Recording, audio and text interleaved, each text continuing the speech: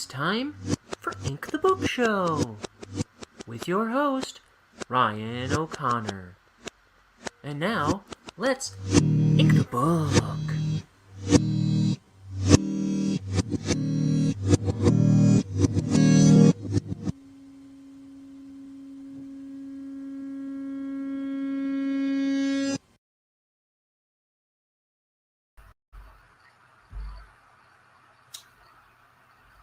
Hello, everyone. It's your old pal, Ryan. We're going to ink another page here. I'm going to...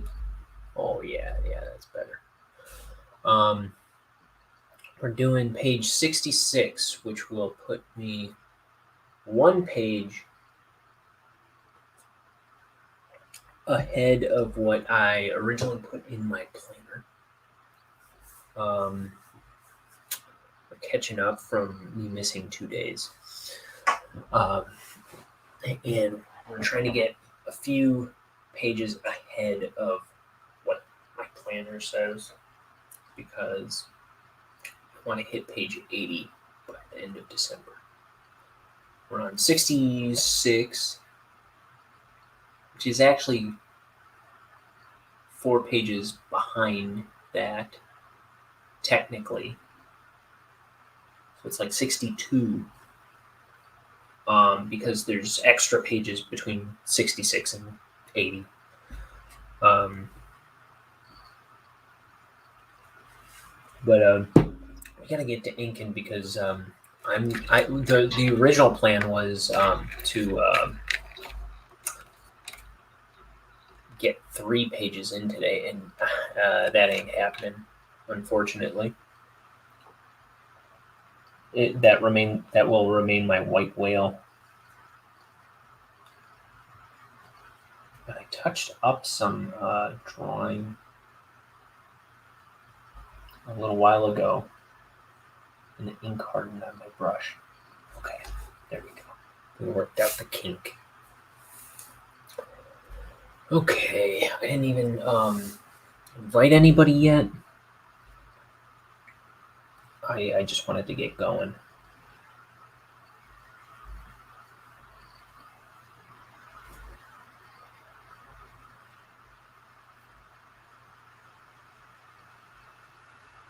Oof.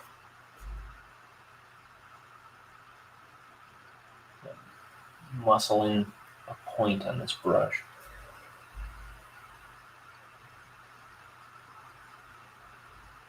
I'm going to bring that light back now that the drawing is on camera.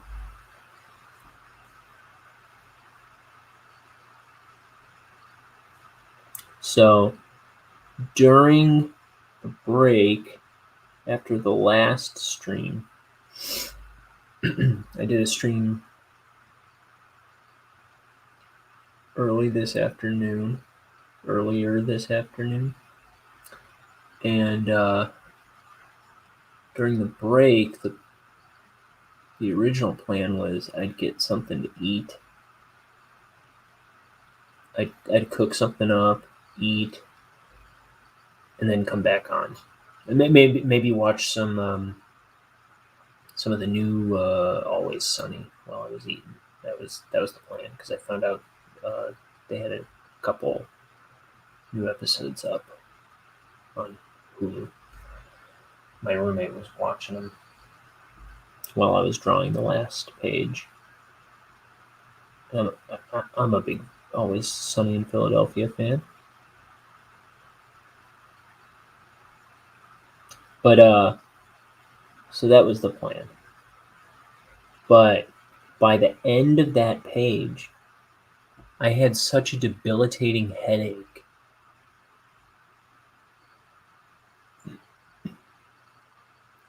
I took some ibuprofen, and I just laid in bed until I felt better.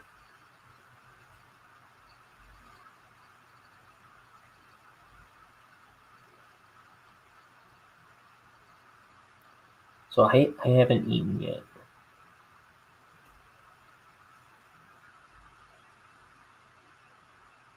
So I'm starving. My stomach's growling at me. But if I don't get this page in, I'm going to be mad at myself.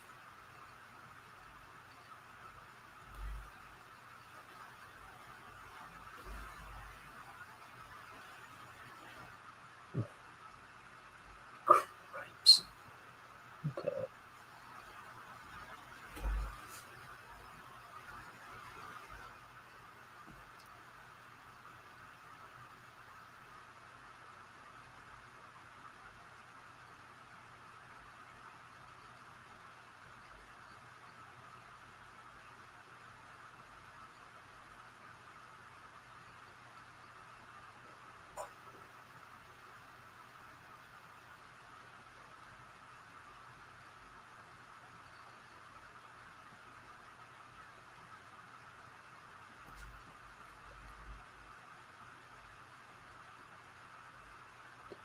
So, at this point, I can see I am not going to get a third page in today, but maybe I can do a panel or so on it before I end this broadcast. We'll see. I'm not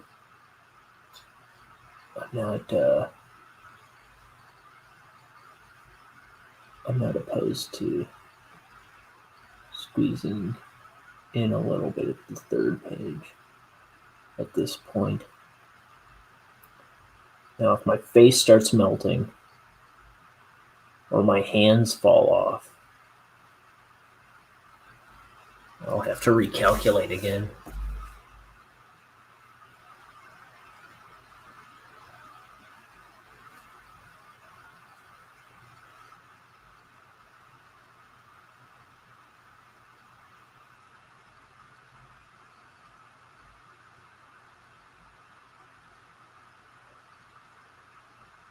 I saw that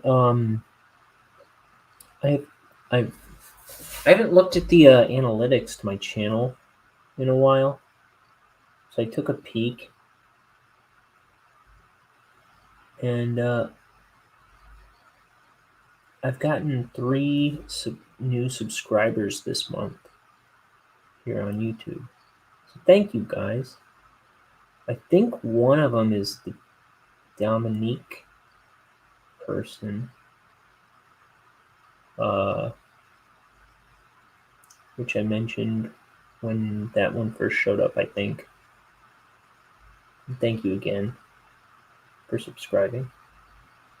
One of them is my friend Matt, who is actually the brother of my roommate. Thank you. I don't think your brother has watched one video on this channel, Matt.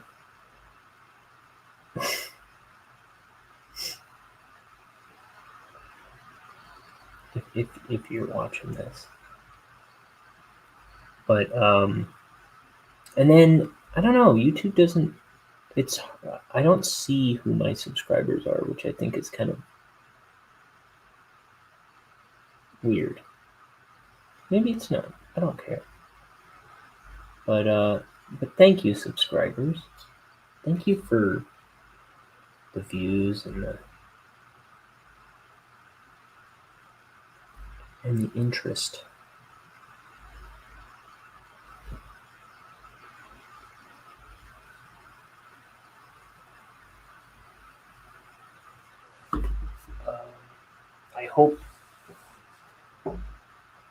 I hope any of this is actually holding your interest.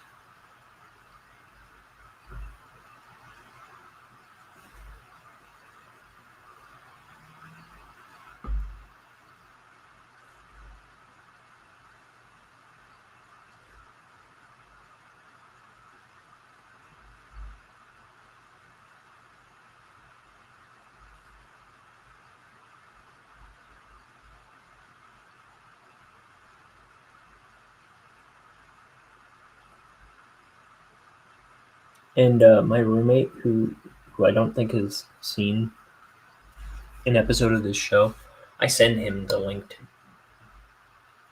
to get on here all the time with my other buddies.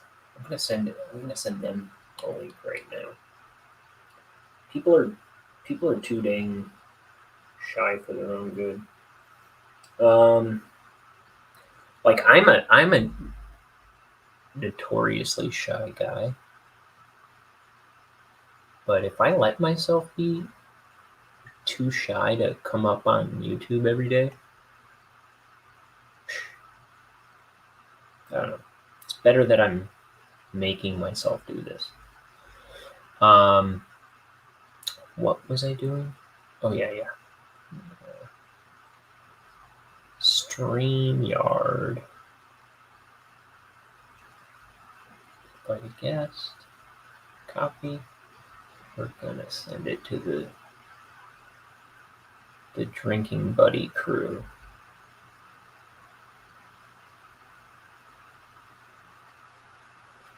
See if anybody what is it? If anybody I don't know, heeds the call. Is that what I'm trying to say? Sure.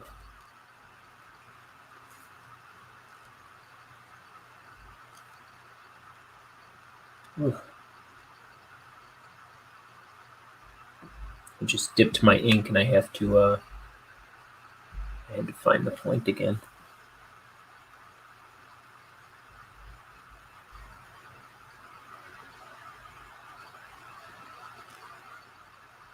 House is quiet. I think my roommates might have absconded off into the night. I think one of their friends. I think I heard one of their friends over.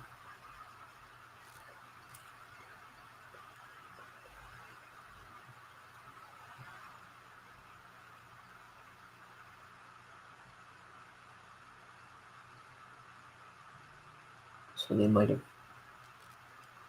ran off with her somewhere.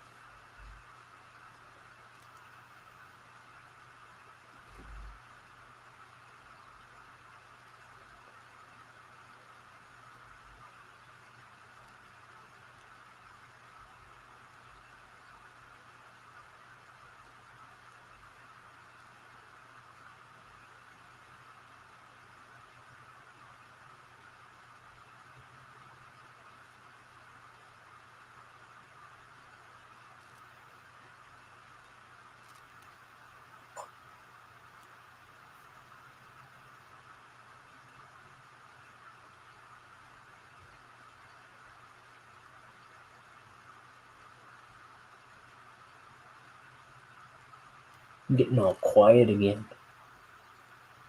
I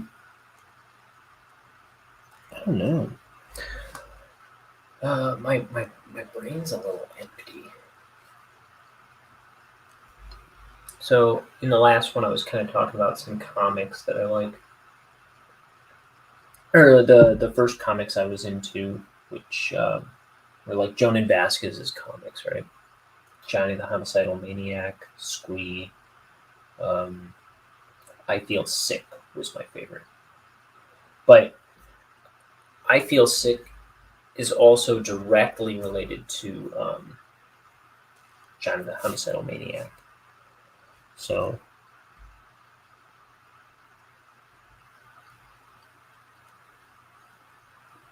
I mean, they're all kind of related in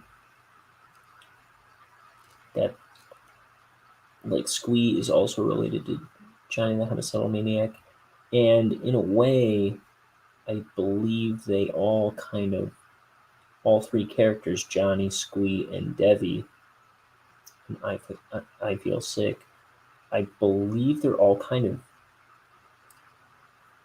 afflicted with the same kind of evil. They're all like faced with the same evilness.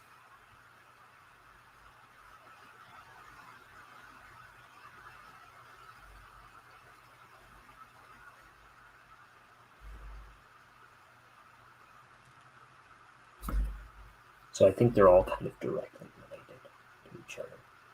I mean, beyond that, they are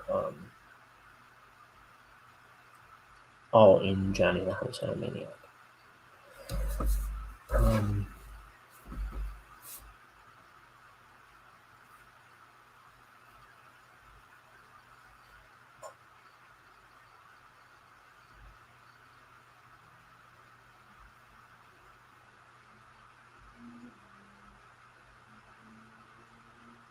I don't like that I went against the green on that.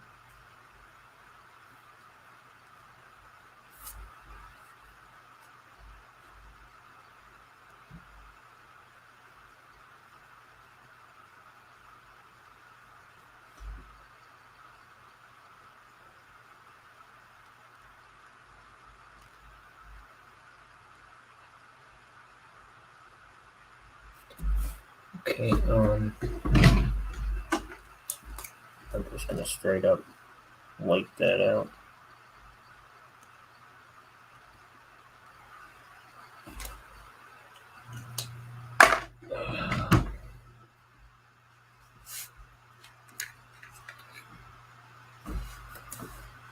So let's see, we've got our trap one here. Grah!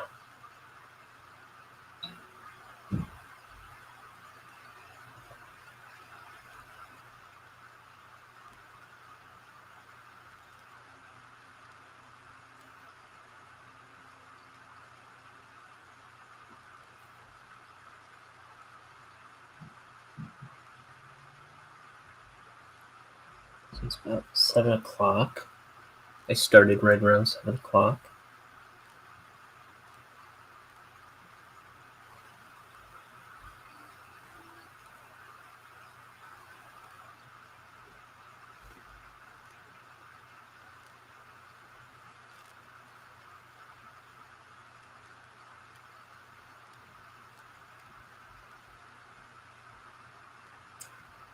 The mandible looks kind of like a mustache here.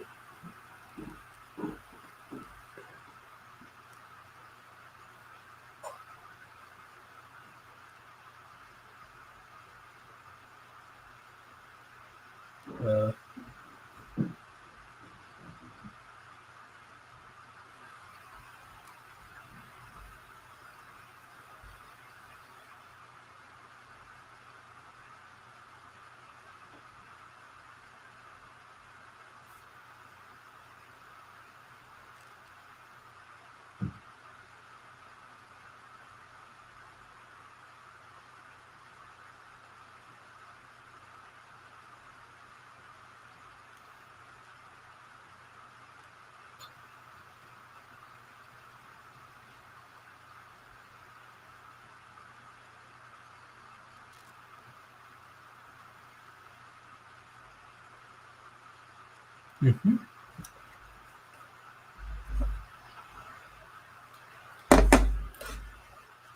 Let's see.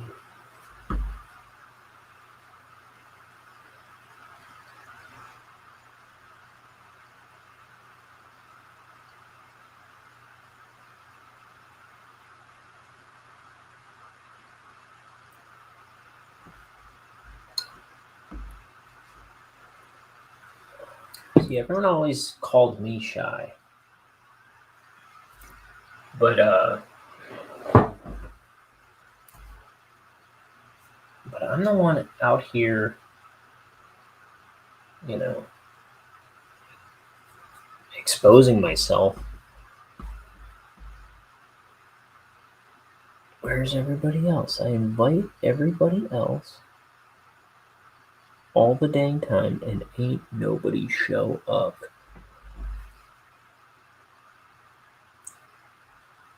I don't want to come on camera. No.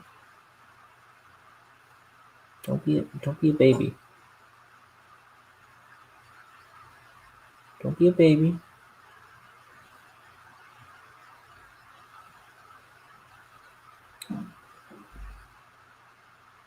Guys, I just got a haircut yesterday that makes me look like a total bald guy. It's the first haircut where I can see my whole dang scalp.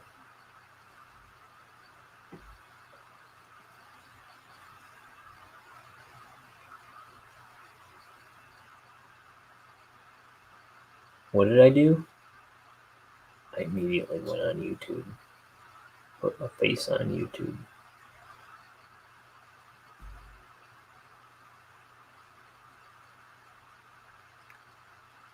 I didn't know how to string a sentence together. You know what I did? I got onto YouTube and started making myself talk relentlessly. Now, I'm way better at generating conversation out of nothing. I mean, I'm not endlessly gabby, but I'm way better than I was. Let's see, August, September, October, November, December. 5 months of doing this. I'm way better than I was 5 months ago.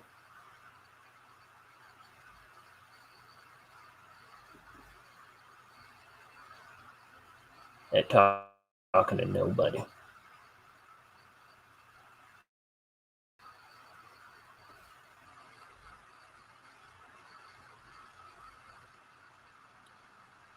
But also, let me think. I feel like I'm better at talking to people a little bit than I was.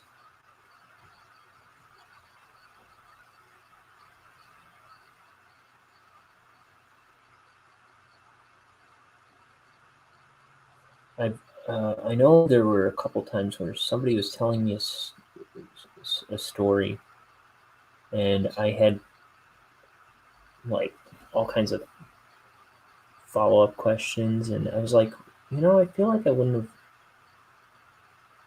have been able to come up with these questions. Like, I was always a better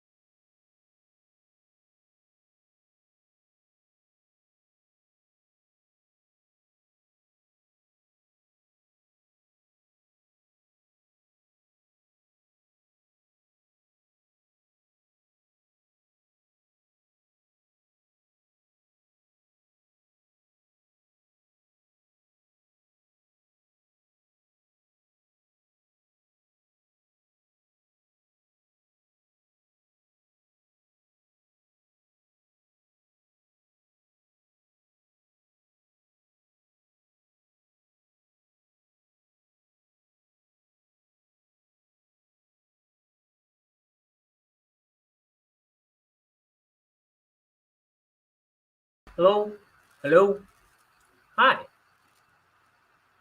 man. StreamYard just kicked me out. That's sorry, I had to pull up the video. That's no bueno, Monsieur StreamYard.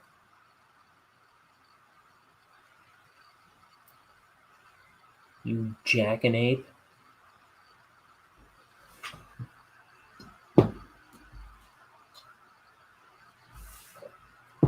But I was always better at like keeping people talking with the information they've given me. I don't know.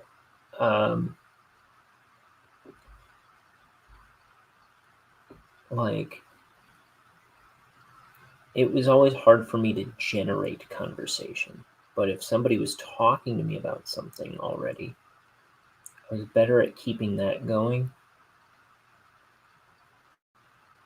And now I feel like I think it's from doing this. I mean, it must be. I feel like I'm much better at generating conversation in my day-to-day life. I'll leave that up to people who talk to me to determine, but I feel like that is true. And you can hear me in real time, constantly losing my train of thought while I'm talking. I was born with a brain that is melting.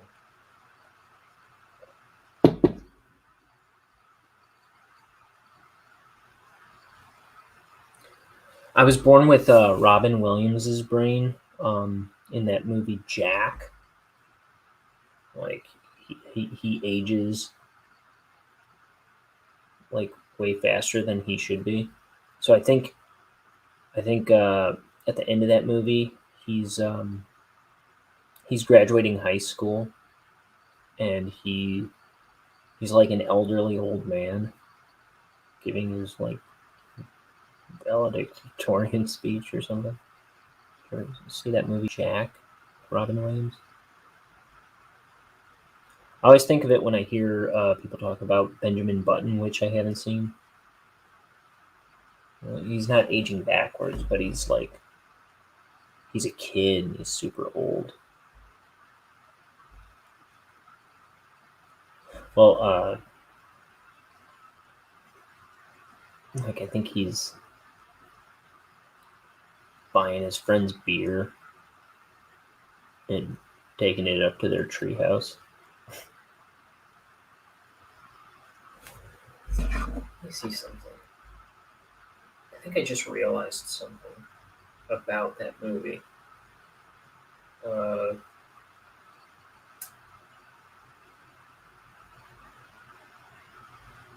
What's it called? I'm looking up a different Robin Williams movie.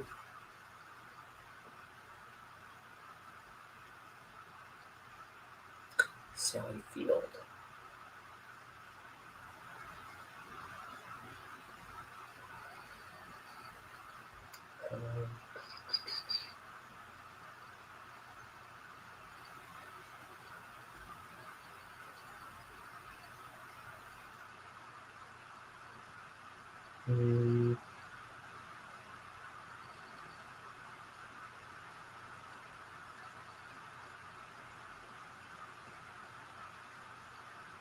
Williams.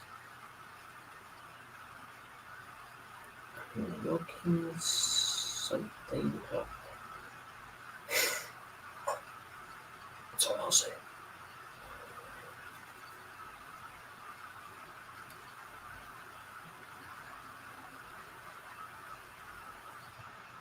Hey. Okay, how about Robin Williams Jack?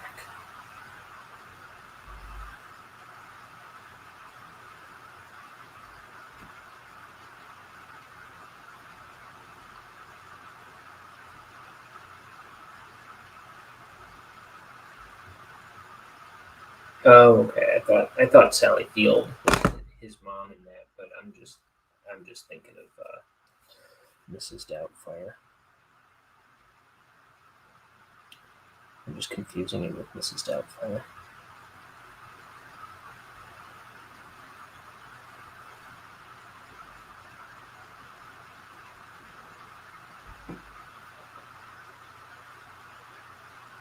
I thought that'd be weird if she played his wife in Mrs. Doubtfire, and was also his mom and Jack.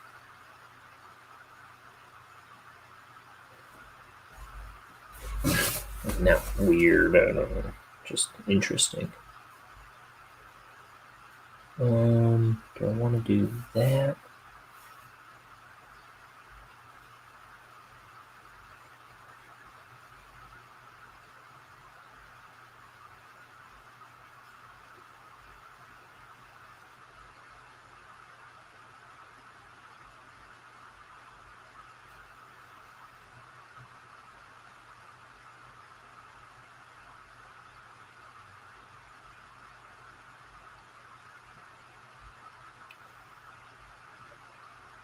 So I hand letter all these effect letters onto the page.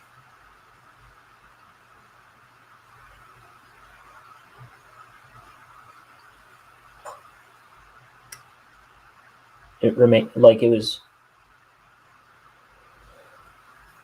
one of my favorite parts of the book so far,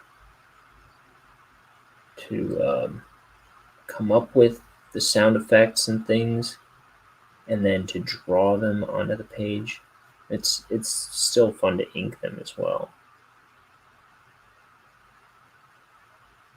I think I heard Ethan Nicole, the Axe Cop guy, say that that's like one of his favorite things to do. And you can tell he has fun coming up with the onomatopoeias and stuff.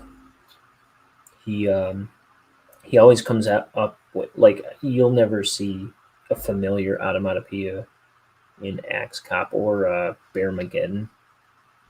It's always like Shkarmf. I think he prides himself in making up sound effects that are just insane.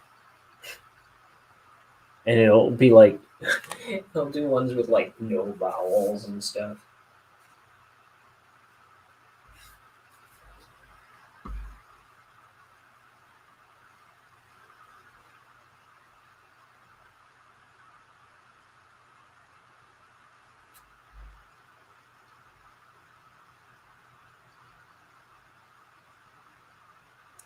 I bought his book, the Brave Ollie Possum, for my nephews. I bought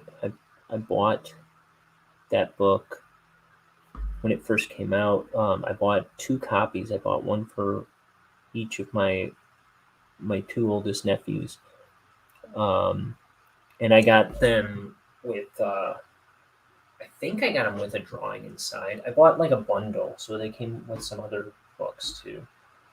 But it was like some deal on his website around Christmas time a couple years ago.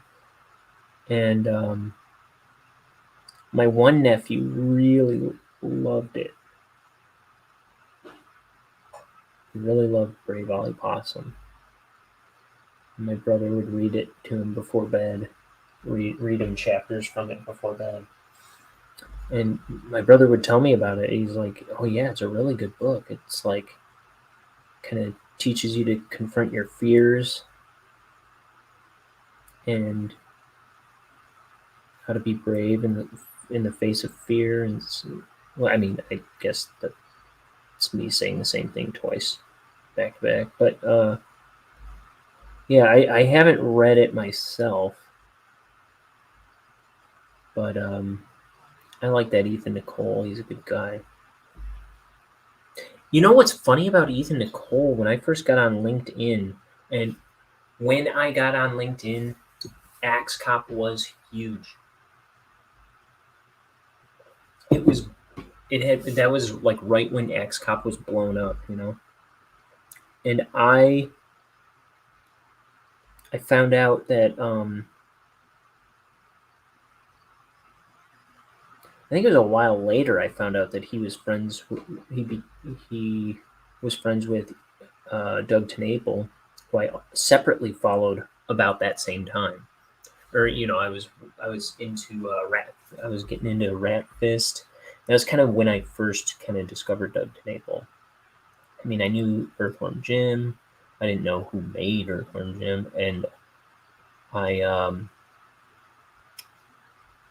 I was just discovering his webcomic because one of my friends said, "Hey, the guy who created Earthworm Jim has a webcomic," and so I checked it out, and from there I fell in love with Doug TenNapel. But at around that same time, I was in like my final, like my tail end of my art school classes, so I was getting onto LinkedIn and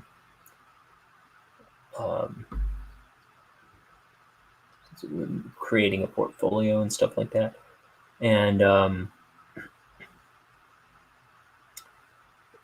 this is also like 2010, 2012. Well, I was done by 2012. And so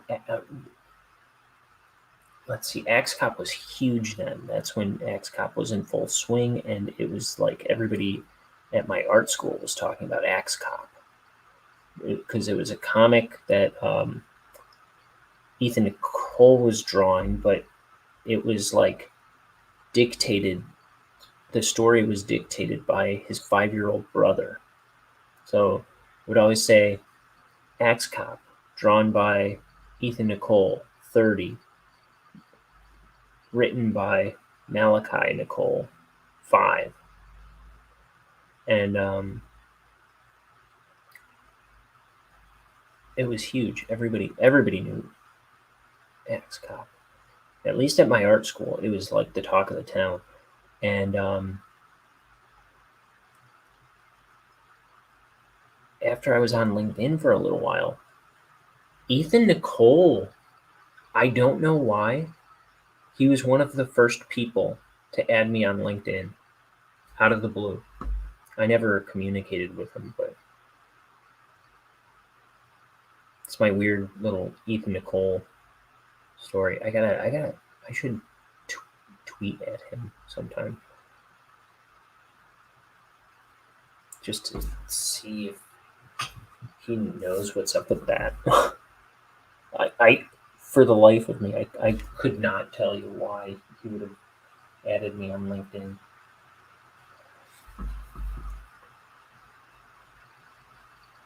It's not like I had other connections with him. I had a Cartoon Network executive who looked over my portfolio and wanted to talk to me further, and then never heard from him again. But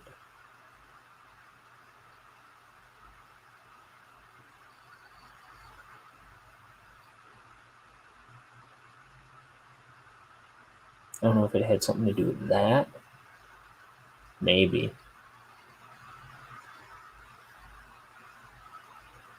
What was the Axe Cop cartoon made through Fox?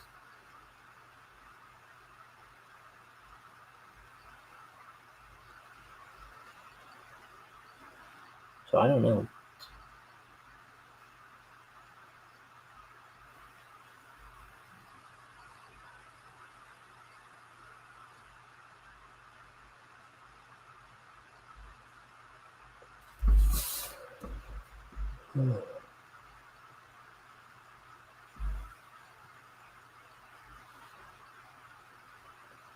I don't know if I ever told anybody at art school that. Maybe it was after art school. Because I feel like that would have been a big, that would have been a grabby announcement if I told people at school. I think it must have been right after I finished school.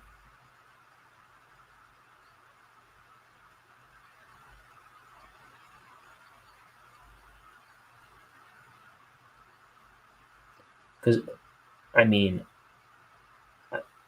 it had to be like while I was still checking LinkedIn, you know? Like when I was still trying to find a job through there or something, which was not a long window of time. I still get emails from LinkedIn, but I don't look at it at all.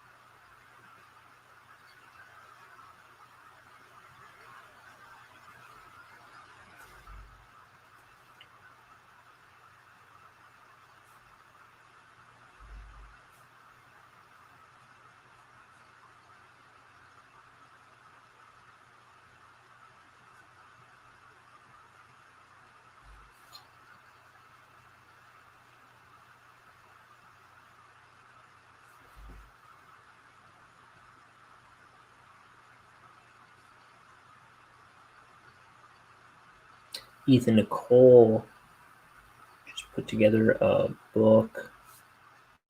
It's a collection of G.K. Chesterton essays to introduce people to G.K. Chesterton. So he took, I think it was 14 of 14 essays by G.K. Chesterton that Ethan Nicole felt would be a suitable introduction to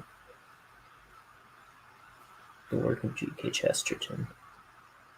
I gotta get my hands on more of his writing. He's a wise guy.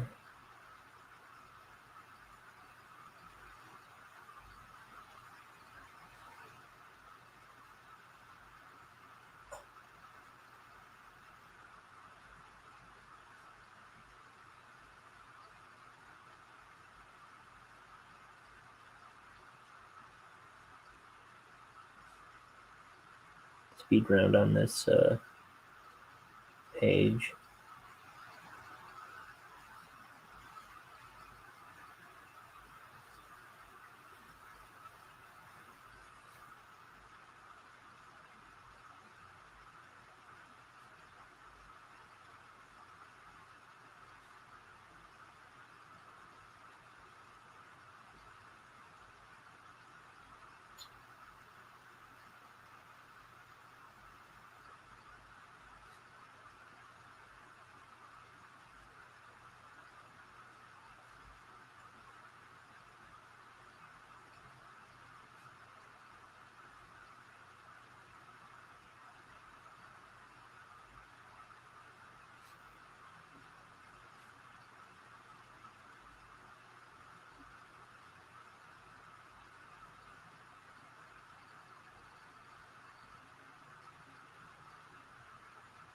I looked up. I thought the video wasn't working or something. I don't know. I was just panicking.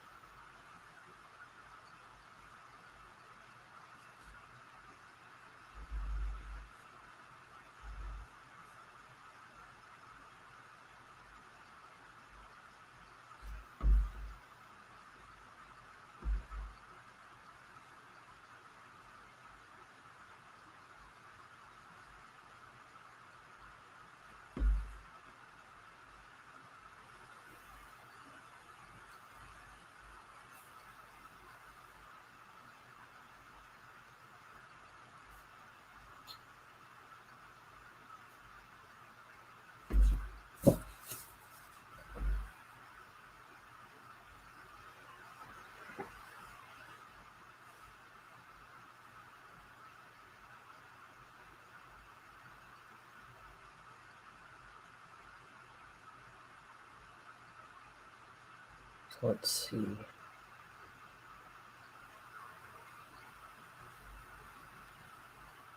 What else?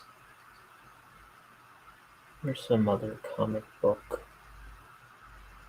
guy tales I have. I don't know. I gave a crummy little comic I made to Jenny Goldberg and Joan Vasquez at C2E2 once. They were very, very, very, very, very sweet about it. So I was trying to give it to Jonan, and I did give one to Jonan, and then he didn't. I knew that they were both at the show, him and Jenny Goldberg. I didn't realize I was drawing on camera. My bad. I'm sorry. I knew that they were both going to be at the show, or the convention. But when I first saw him, it was just him. So I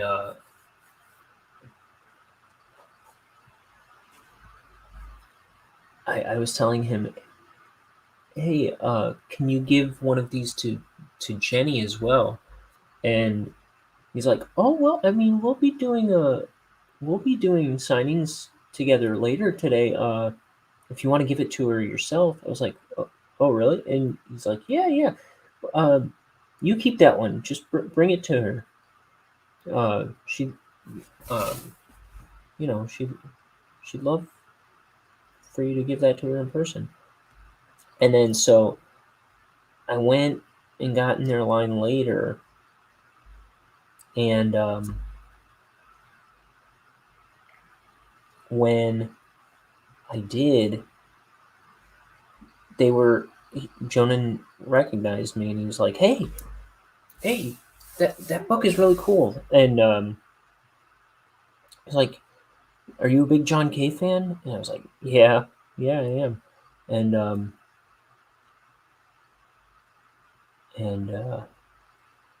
it's like, yeah, you can tell. And they were both talking about how they were looking at it, and it was just so sweet, especially for how crummy it was. That was very, very kind of them to be so kind. And that was the first comic I made.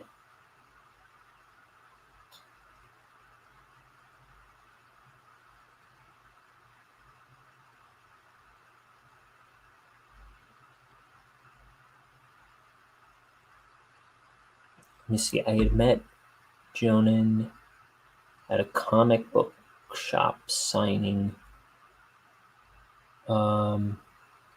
Maybe I think it was 3 years before that.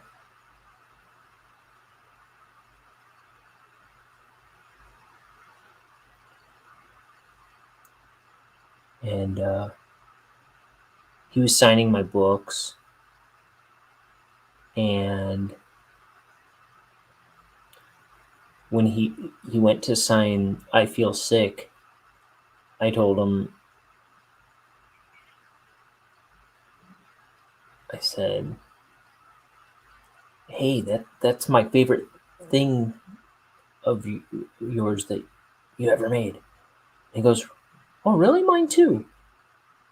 And he goes, and then he thinks about it a moment. He goes, no, wait, no, it's not. And then he just went back to signing. I was like, what is your favorite thing that you made? And he goes, Filler Bunny. Which, Filler Bunny is hilarious. I think all 3 books he made in a day, within a single day, each one individually. And now the third one, which I own, I don't own the first 2, but the third one, I believe, is full color. Are they all full color? No, just the third one. He might have. He clearly spent way, way, way, way more time on that one, but I think he's said he made that one in a day too. I don't remember. Maybe not, but that one's a bit more, I don't know. It's a bit more involved. And Filler Bunny is like just this little cute bunny character who just has such tragic misfortune. Kind of like, standard Joan and Vasquez stuff. It's just like he's always being like torn to pieces and stuff. And terrible things happen to him.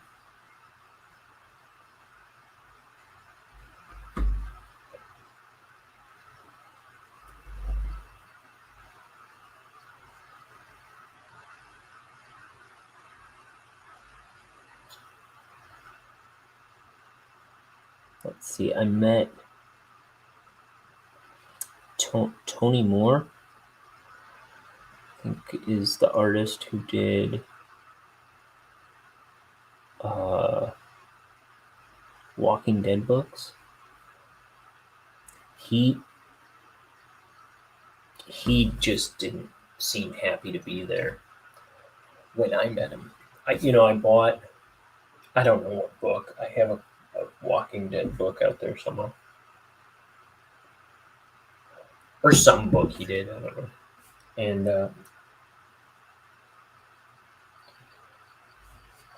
my friends were all there to see him. And I wasn't familiar with him. But I bought one of his books. And I said, "Hey, man, I'm just discovering your work. Thank you for coming out. I'm really excited to become acquainted with your work or whatever." And he was like, "Yeah, all right." Signed it and next. Like, okay, someone's having a rough day here at the con. Or I don't know. I think my roommate was like, he's probably like a little over being known for this because that was when Walking Dead was huge, and it's like he's got other stuff. That's what my roommate was kind of saying.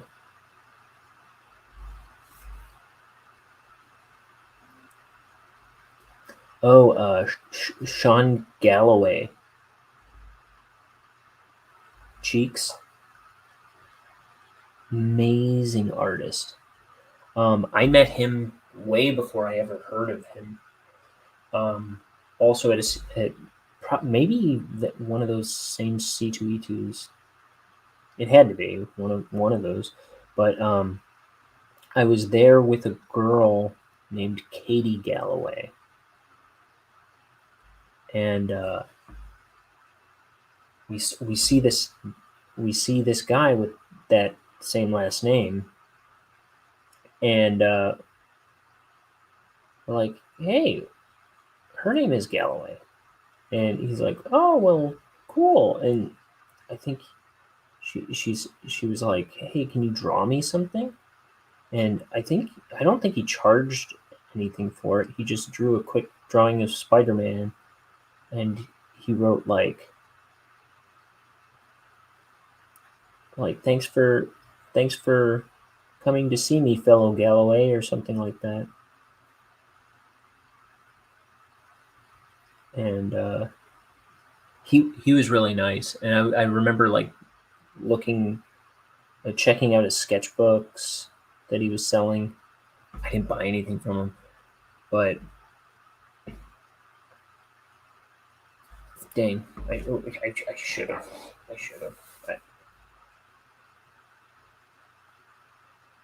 And he is just an amazing artist. I'm way more familiar with his work now. But I didn't even like he. I don't know if he was like a big shot then, but 2012. Let's take a look. I want to see what what his accomplishments were by 2011.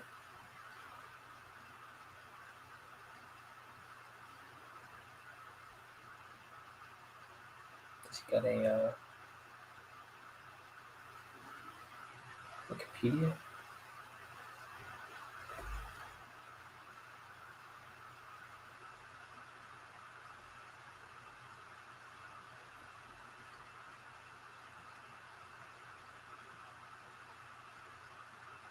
No, that's a different Sean. Oh, I should have recognized the spelling was different. I don't think he has a Wikipedia.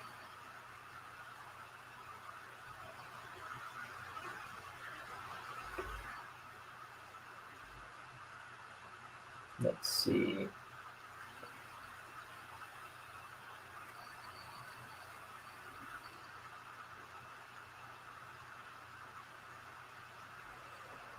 You know? Excuse me.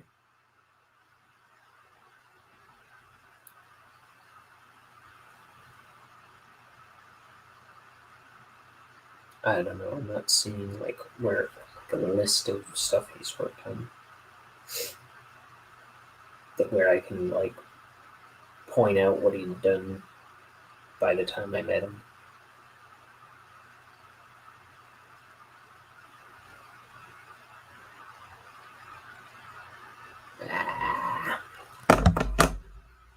But he's a. I know he's like a big shot now.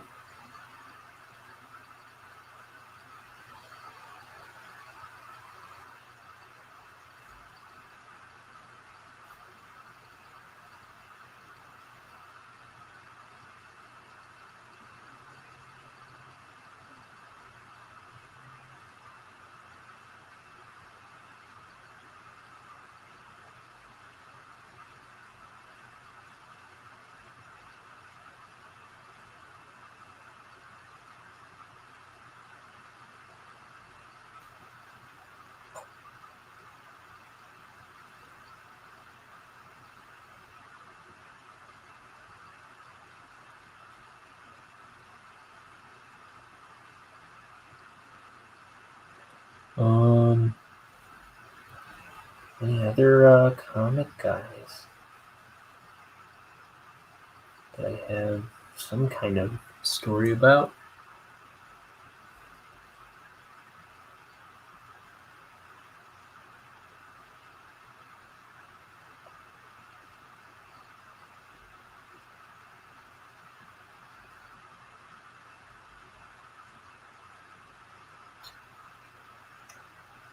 I stood in line. I believe I met. What's his name? The Lagoon guy. Eric Powell. I met him briefly. I don't know if I said anything to him, but I liked what I had seen of the Goon. I have a big omnibus, the first, the Bunch of Old Crap, Volume 1, or whatever it is. It's the first big collection of the Goon.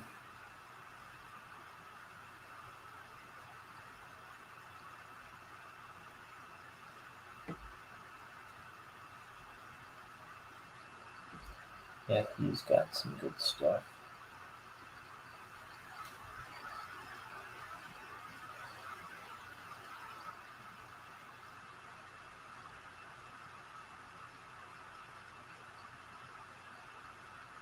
I know my roommate was stoked to meet him. That guy's out in Tennessee, I believe.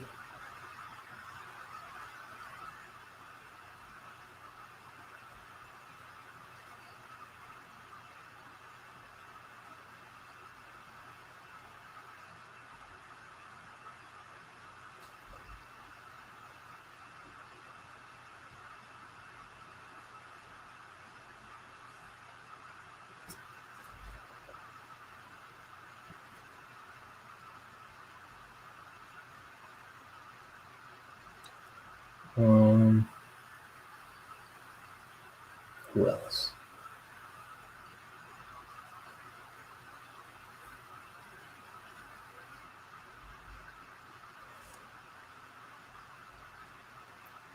I've talked about how I met Tim Jacobus. Not a comic book artist, but one of my favorite artists who did the Goosebump books covers.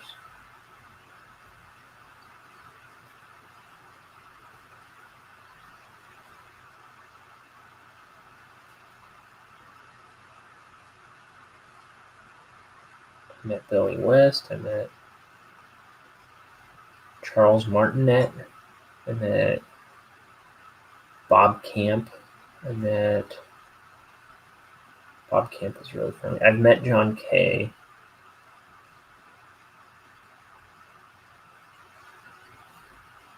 That was wonderful. He was a really kind guy to me. Like personal, like he stood there and talked to me one-on-one before, like while I was waiting in line to see him. He walked past me and talked to me for like 10 minutes, got what he was getting, came back and talked to me for like another 10 minutes or so. And then I got up to him in line, and he talked to me for even more, signed all my stuff. And he was a great guy to me personally.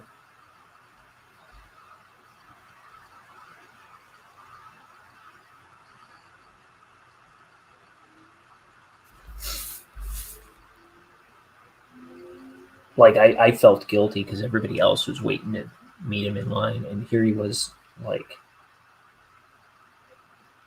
slowing the show down to talk to me. That was amazing. That was mind blowing.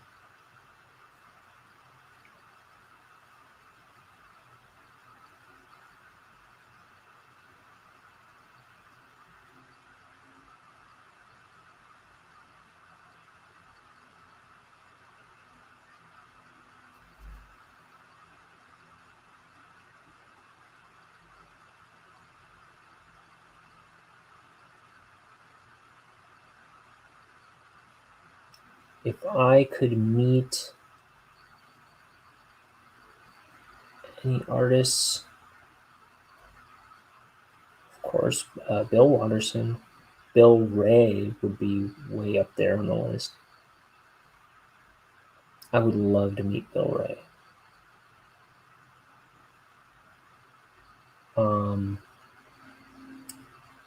Who else would I like to meet?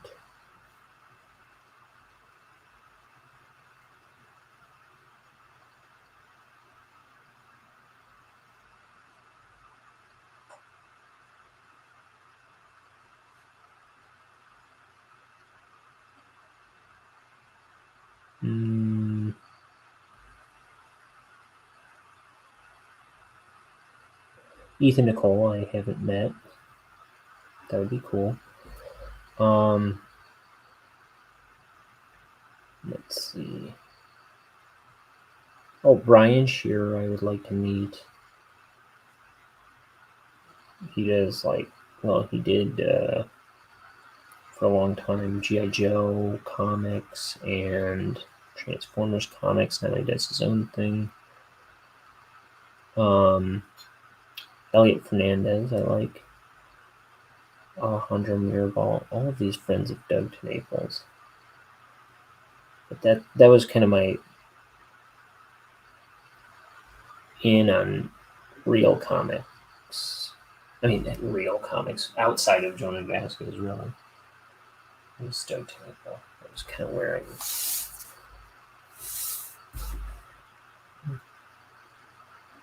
started learning a bit about the comic world through. And those were all the guys he would talk to on his YouTube channel.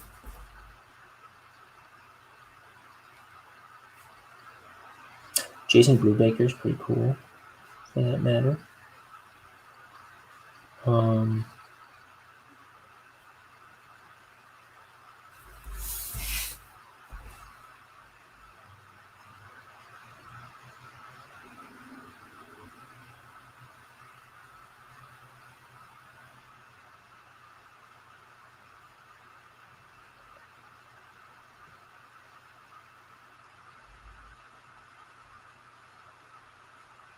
Oh, Mike Mignola would be cool to meet.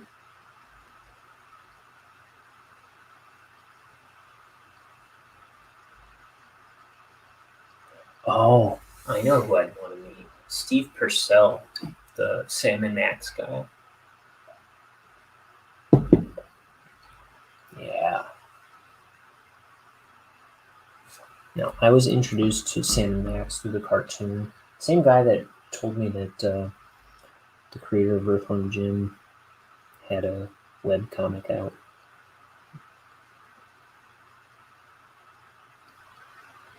Which was no small event in my life. That was an important thing for me, personally. I don't know if that friend of mine realizes how big of a thing that ended up being for me. But my life would be very different if he didn't tell me about that. And the fact that that guy was going to my school, my friend Zach, where he told me that, and I used to, there's I don't know, like a 3D modeling class or something that I would always read Rat Fist in. I think it was a 3D modeling class. I don't remember exactly what class it was that I would read that in, but I remember where I was when I was reading it every day. But yeah, I don't know if that friend of mine realizes what a big deal him telling me about that was.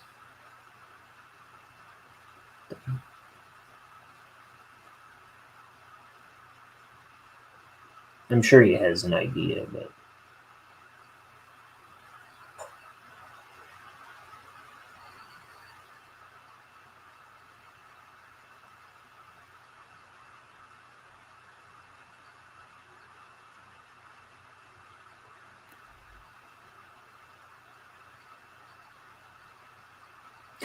yeah, it when I think about that, it was weird. Like looking back, it's weird enough that that friend of mine was going to that school. I mean, it's kind of where I met him, but he was friends with my roommate Tyler, and like outside of school, and then they both started going to that school, and I started going to that school. I was, in a lot of ways, I was the only one who it made sense to be going to that school between the three of us. And they both started before me. But I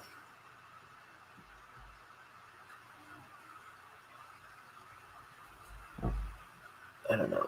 It's just weird. It's weird how life works out.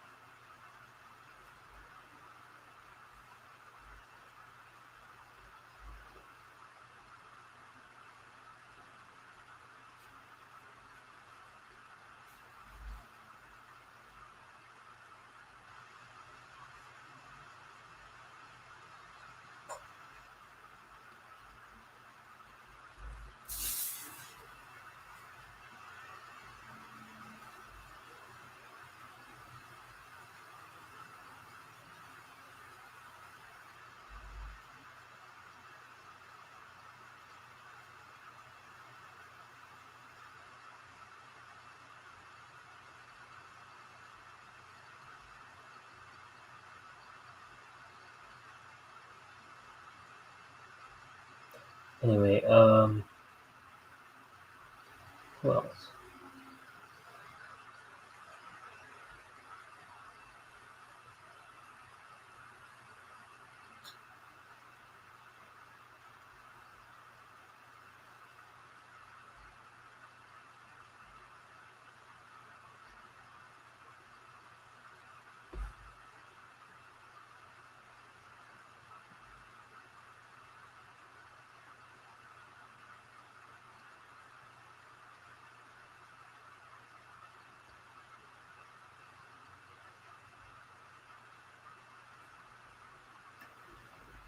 Okay.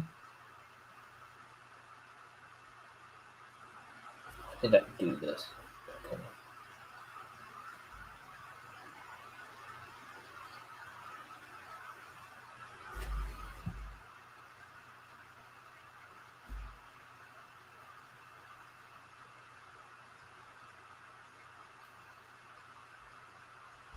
Oh, look at this. I didn't finish a couple lines here.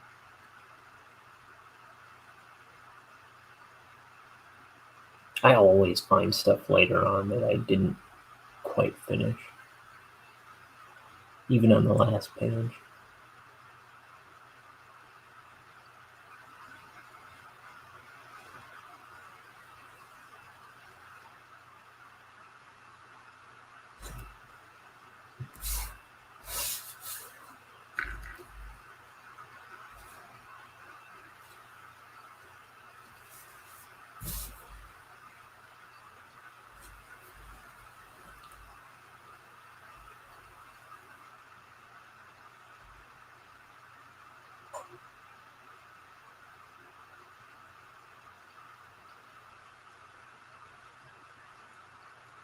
Um,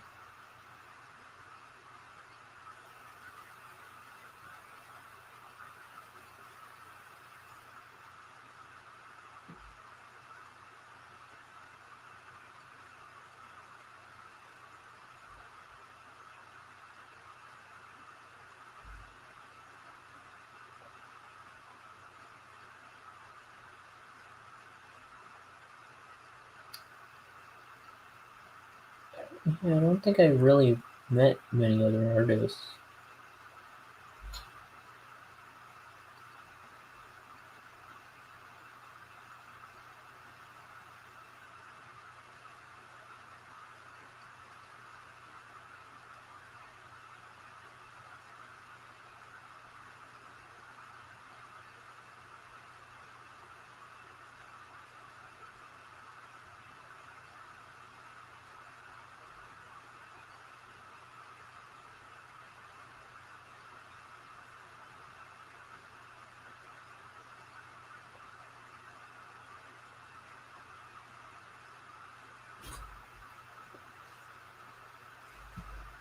Mm,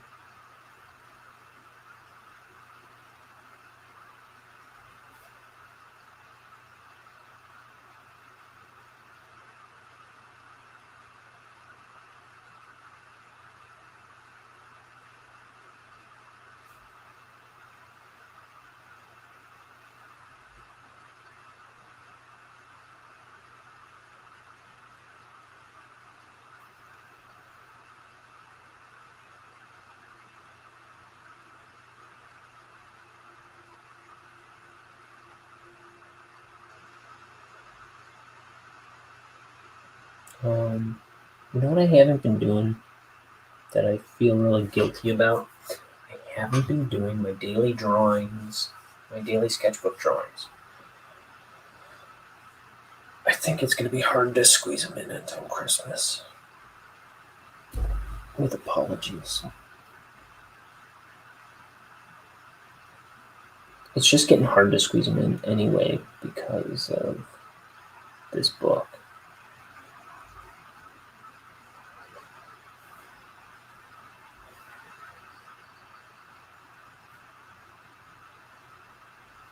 But, I've been doing them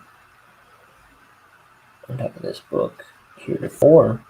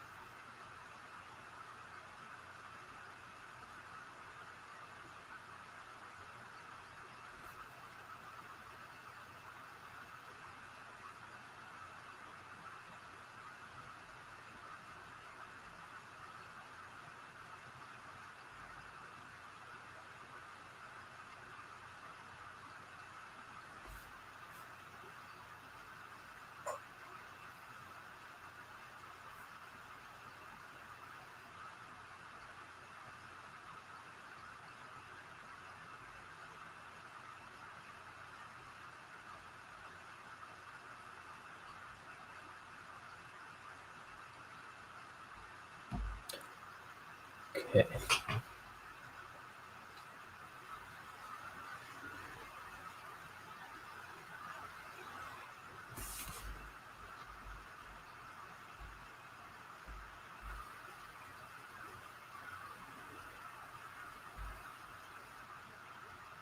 Who else have I met in general?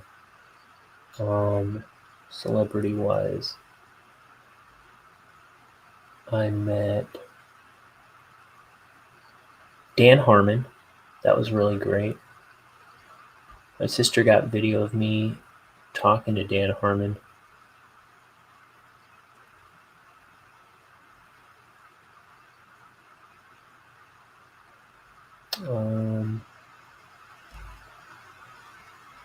Who else? I met John Flansburgh briefly, waiting for They Might Be Giants show. He walked past me, and I think I offered him and Jonathan Coulton. Kind of both walked past me within like 15 minutes. And I know I offered Jonathan Coulton a combo because I was eating a bag of combos. He's like, no thanks. So I'm smart enough. I was going to poison you, buddy.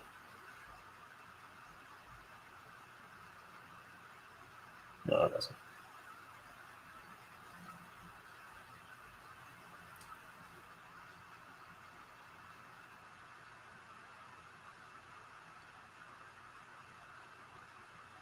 I don't remember what I said to John Flansburgh.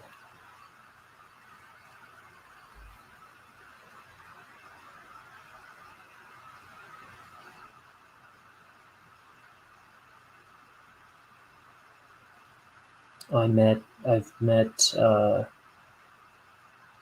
Scott Lucas of Local H. I patted him on the back. What else? Who have I met?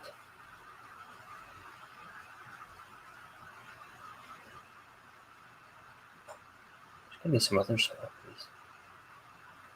Like celebrities. Like strip.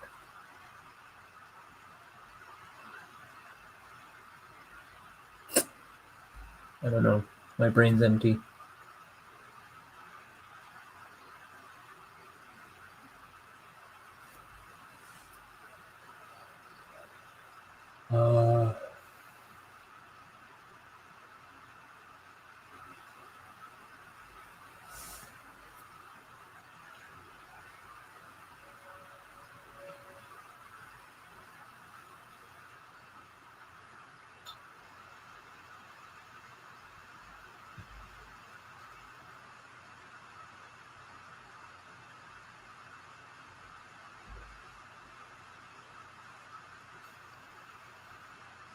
Wallaby.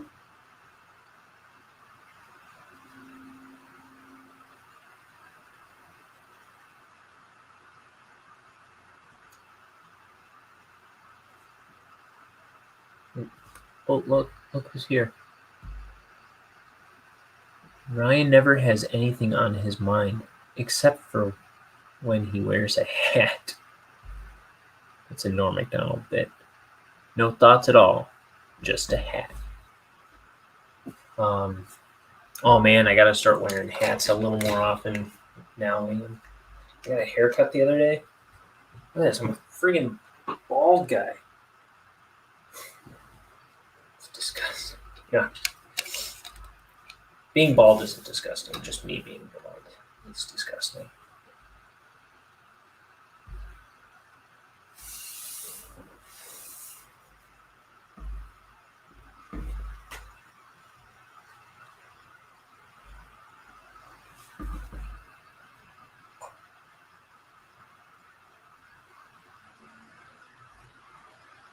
It's so new, it's disgusting. How's it going, Liam? What are you up to? Want to come on in here and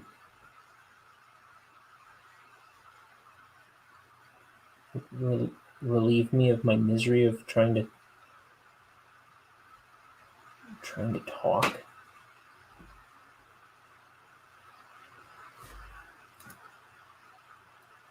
Let me know if you want me to throw you the link. Otherwise,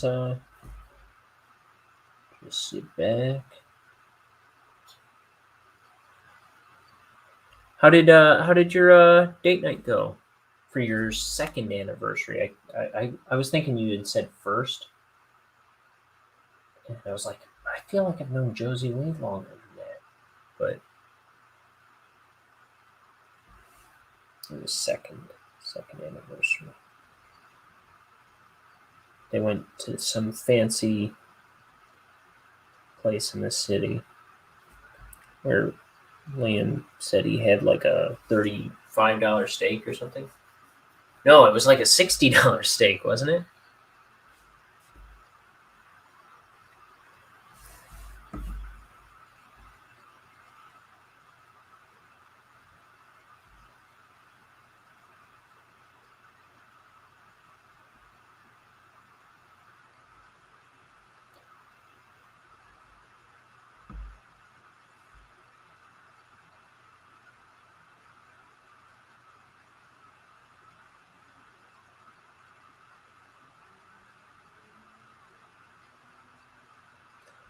Actually, when I say it's a Norm Macdonald that hat thing, I think that's something from the Bob Saget roast that he got out of an old joke book. The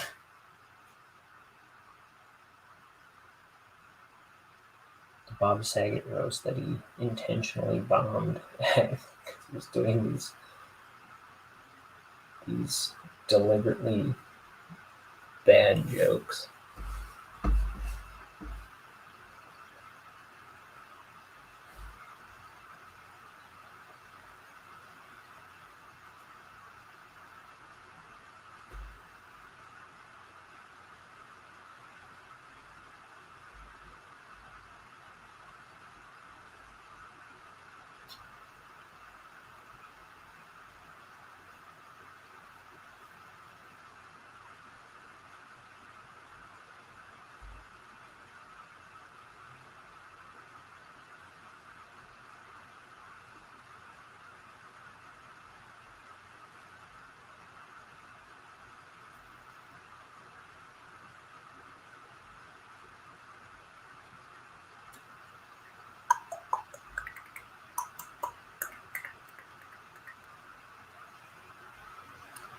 This is the second page of the day. I was aiming for 3, but that ain't gonna happen.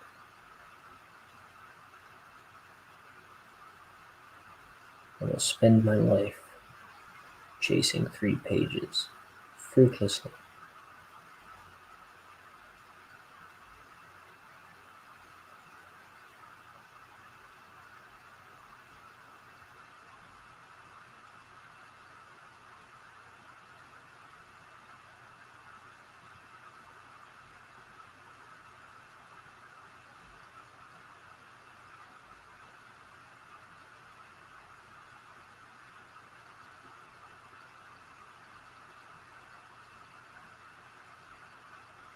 So,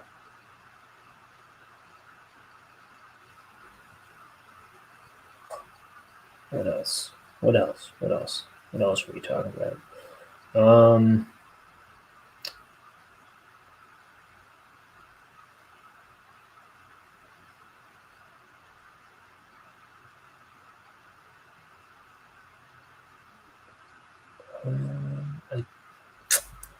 trying to think of like other comedians or people I may have met, but I got nothing.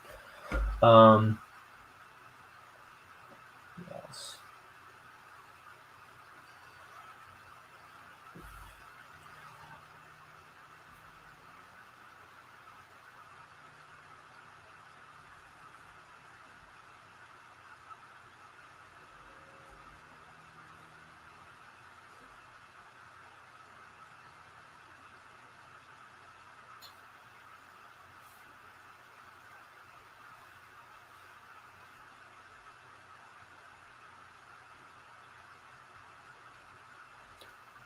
I'm bombing. I'm bombing.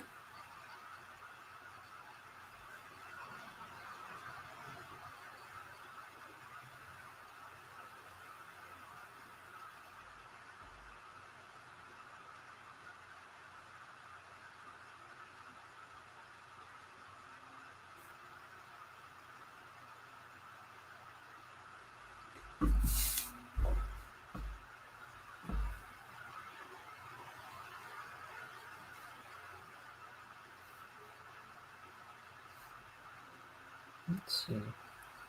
I once met Barney the dinosaur on an airplane. He's smaller than he looks on TV, and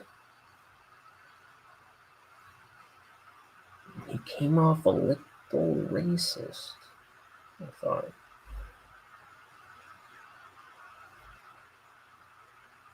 No, I'm just kidding.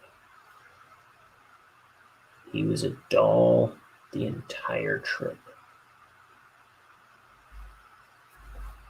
By which I mean, I thought it was Barney the dinosaur, but it was really just a doll that a child had. He was way smaller in person.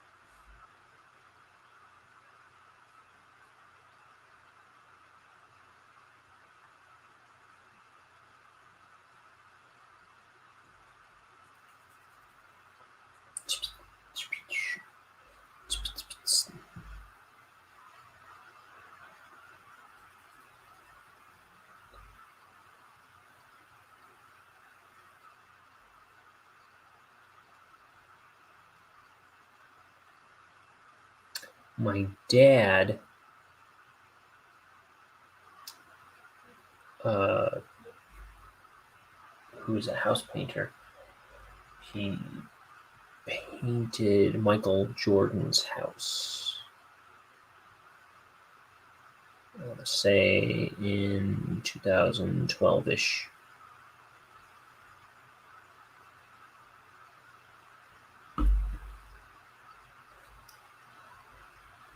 The Jordans were not very nice, but the help staff and all them, they were great, I believe.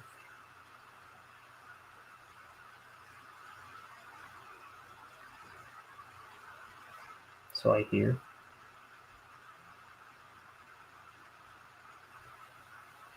Like, my dad would be talking to Jordan's then wife, Juanita. I mean, not directly, because that was a no-go. What was it? Like, he'd be standing right next to her, and then there was like a middleman that. So my dad would be like, "Well, we can paint this. We'll do this and this," and then the guy would. And mind you, they're all within 10 feet of each other. You know what I mean? And the guy's like repeating it all back to Juanita, and she goes, "Oh well, tell him such and such, blah blah blah blah blah," and the guy says everything that she just said to my dad, and my dad's like, he kind of stopped talking to the guy and just like started turning his attention to Juanita and talking to her directly, and like, this is stupid.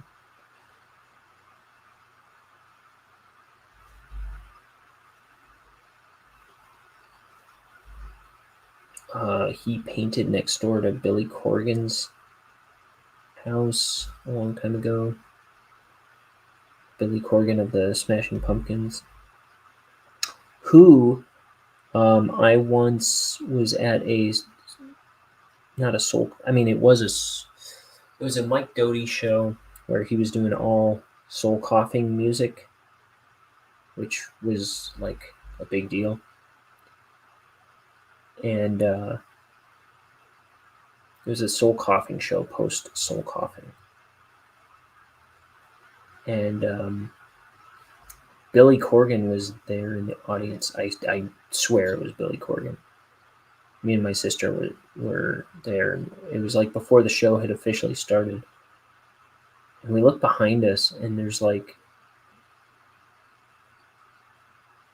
these two guys standing against the wall, like anyway, yeah, and I'm like, is that Billy Corgan? And there's like, I think you're right. And they were standing there until the show started. I looked back and they were gone. But I think they looked like they were talking. They were pointing around the stage and stuff, and it looked like they were talking shop. So me and Billy Corgan were at the same show.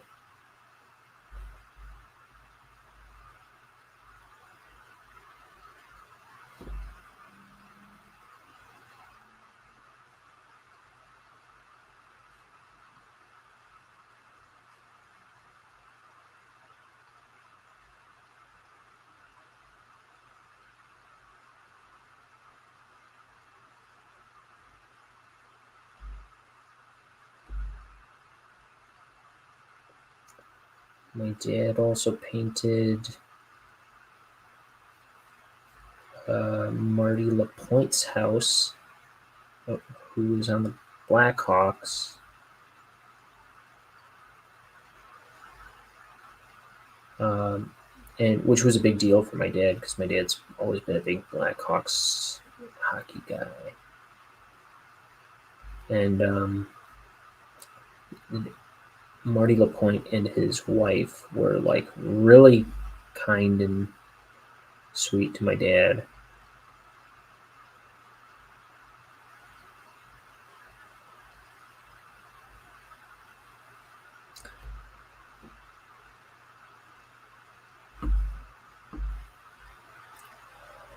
Now, my dad has his own painting business, but the Michael Jordan thing and the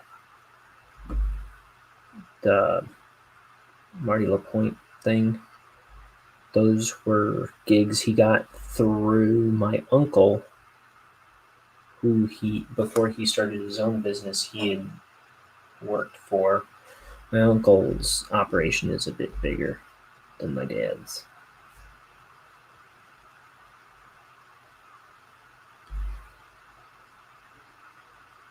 But yeah,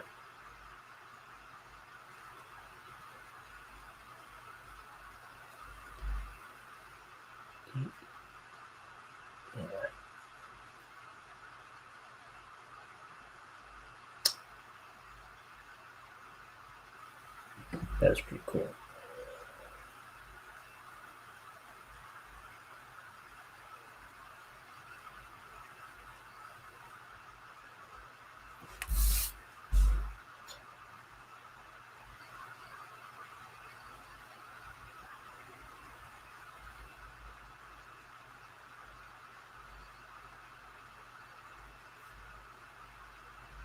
Time is 8:30.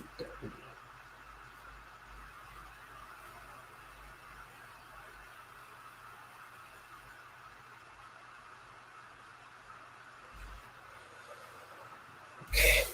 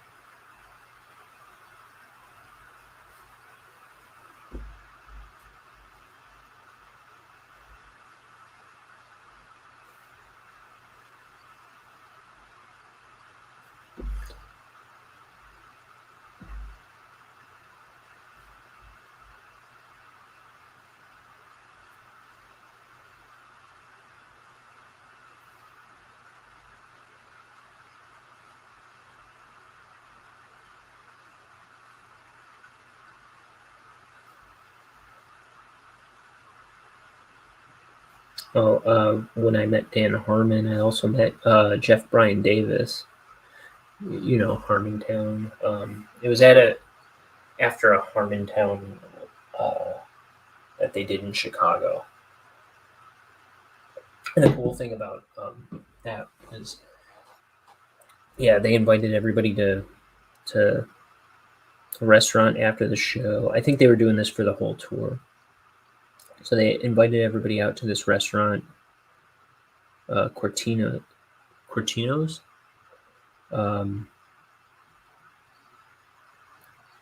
And Dan Harmon was going around like stopping at every table.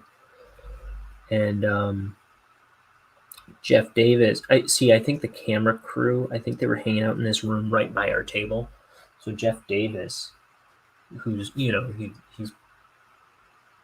was on Whose Line Is It Anyway a lot. But he was kind of like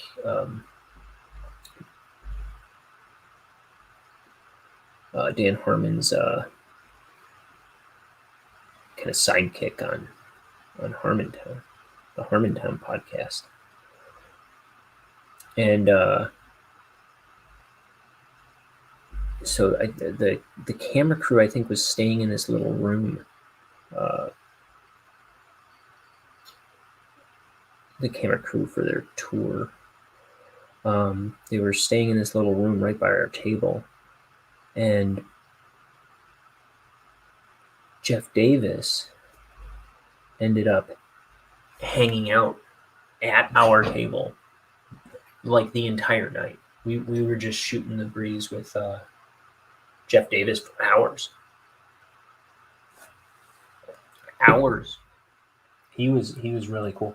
When we walked into the building, Jeff Davis walked in right behind me. And, you know, I'm 5'7". I don't know how tall Jeff Davis is, but when I turned around and saw him behind me, I felt like I was looking up at like a 50-foot tall vampire. Like, that's what he looked like. Let me see. Jeff Brian Davis. And let's see here. Let me see. Jeff Brian Davis. He's 6'5".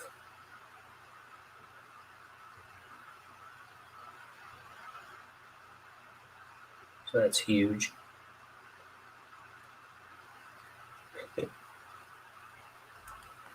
My dad just sent a couple videos of my youngest brother and sister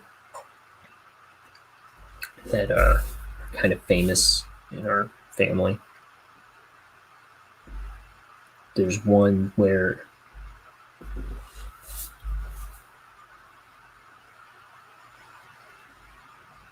so yeah, this should come out here. There's one where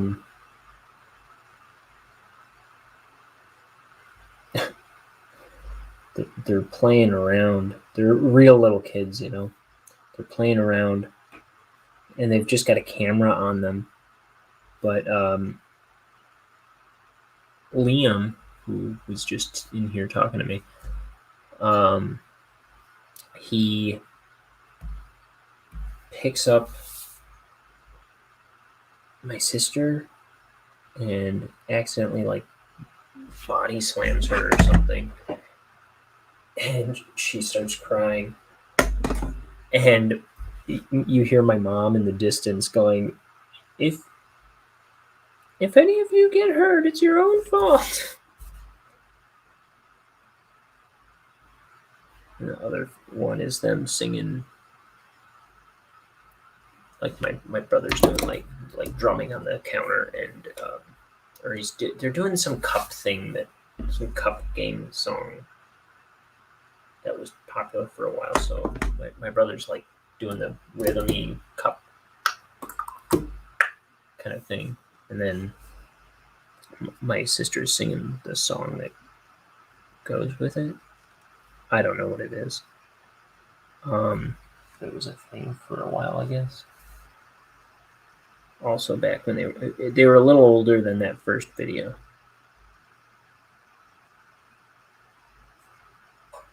But it was still probably about 10 years ago.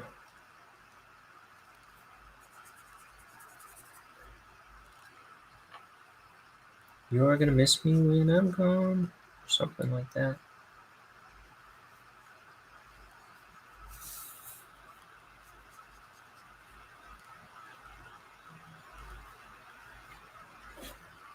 Here, I'll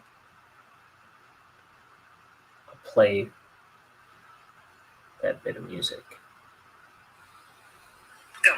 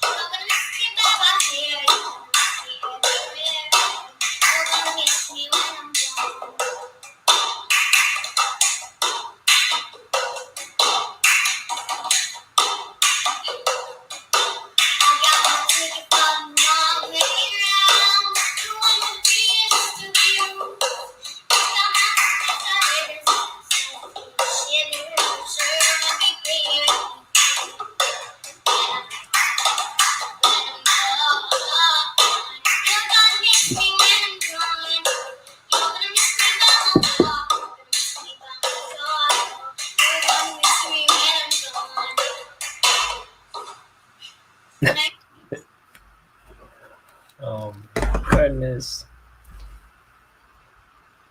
That's my brother and my sister.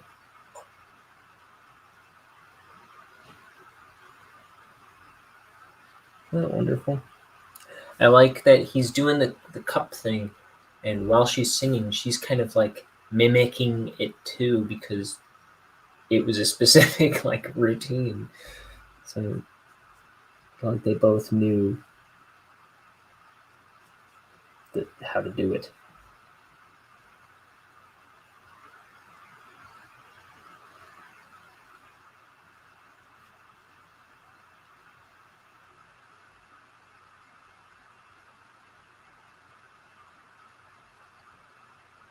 I think it's from some movie. I don't know.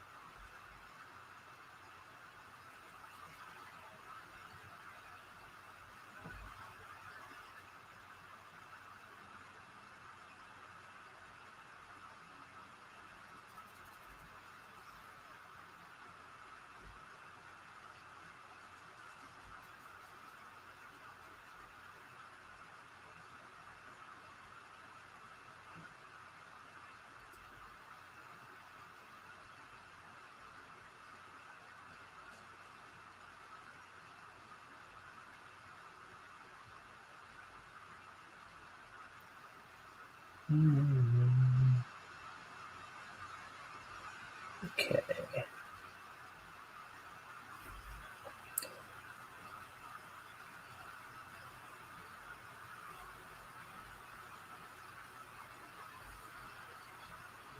Let's see, Liam was quite a drummer.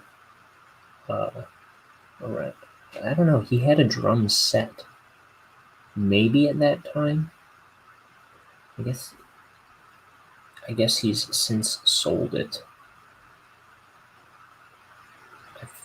I always forget.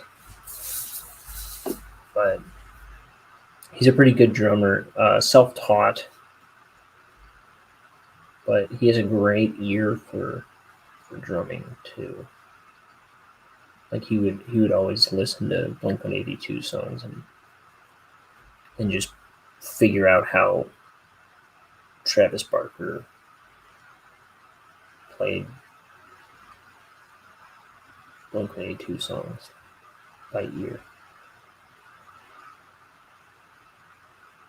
And he would do it, and he'd pick up like subtle things that I didn't even realize were going on in the song. But I mean, he was paying attention to the drums.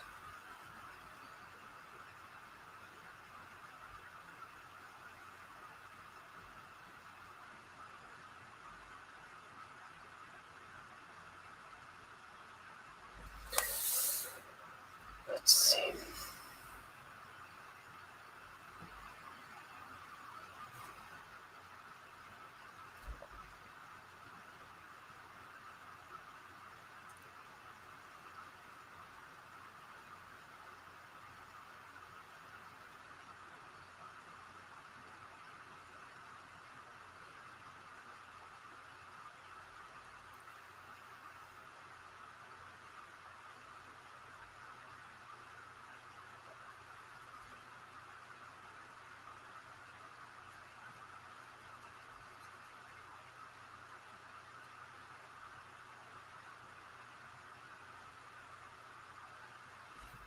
Okay.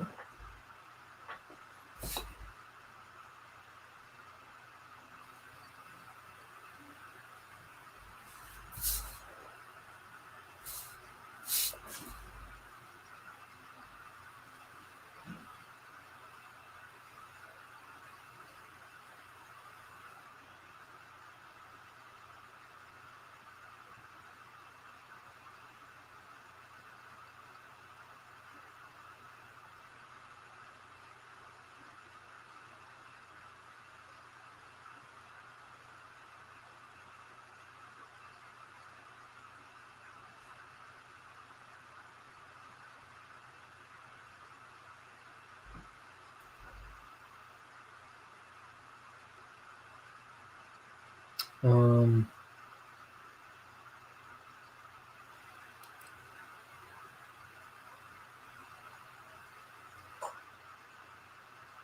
thought I had something else to talk about. Alas, I've got nothing to say. I got nothing to say. I got nothing to say. I got nothing to say.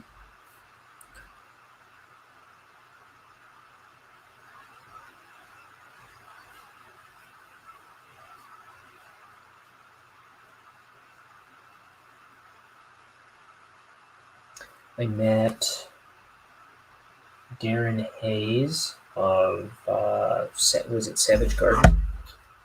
He was really nice.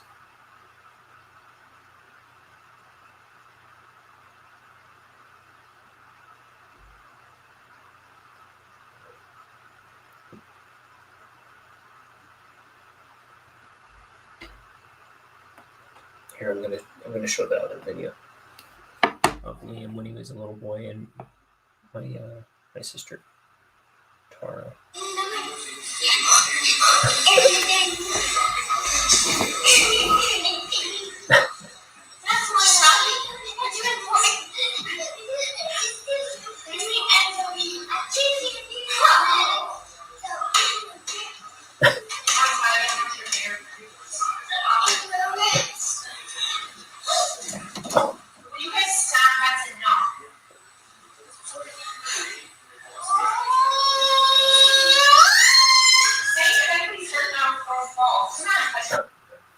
She was in the other room. She didn't know what they were doing. She goes, if you guys get hurt now, it's your own fault.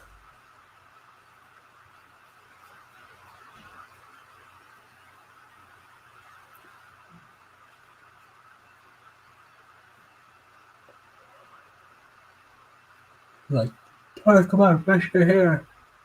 Okay.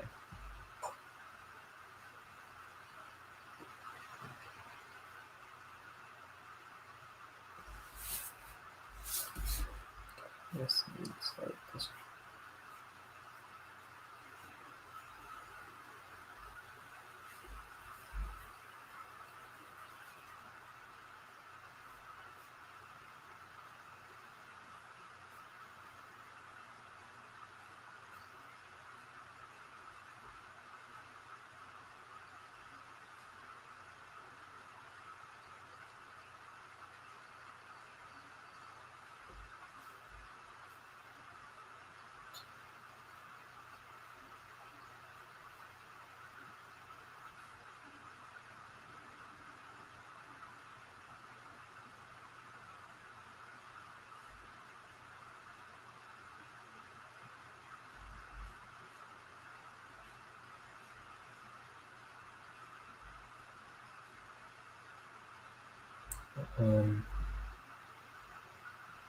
One time I was going to the city and Chris Pratt was driving my bus.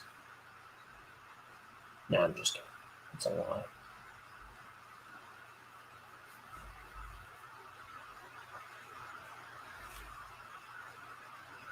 Chris Pratt was the bus.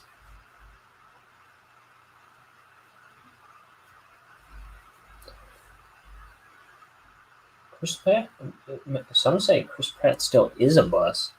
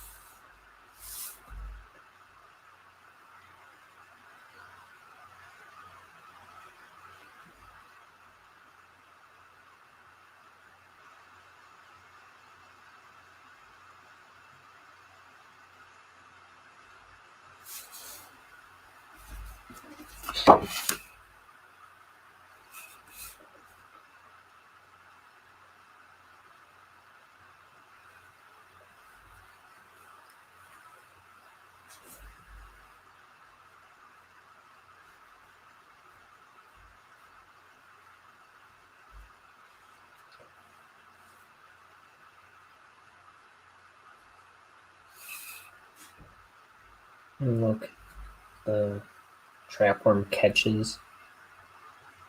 He throws the vent grate at it, and it catches it in its mouth.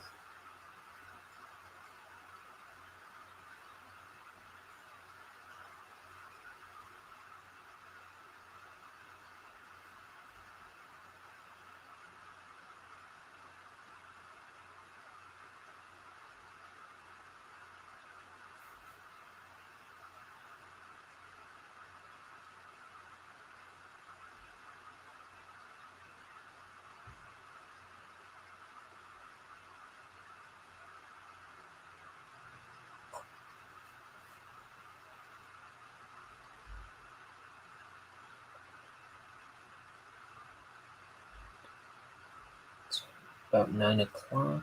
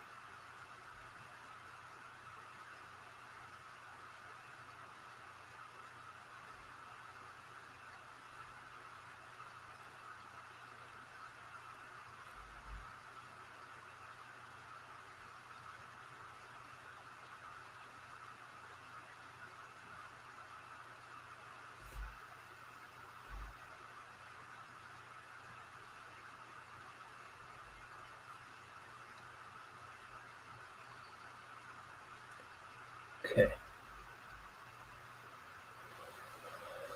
Oh, isn't life wonderful?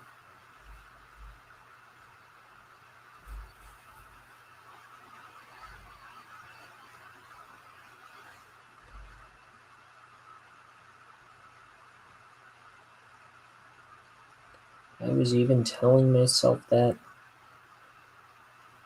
when I had that excruciating headache earlier. I said, "You can't fool me.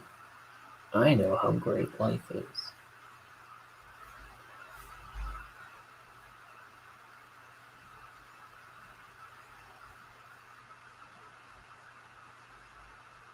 I would take this crippling headache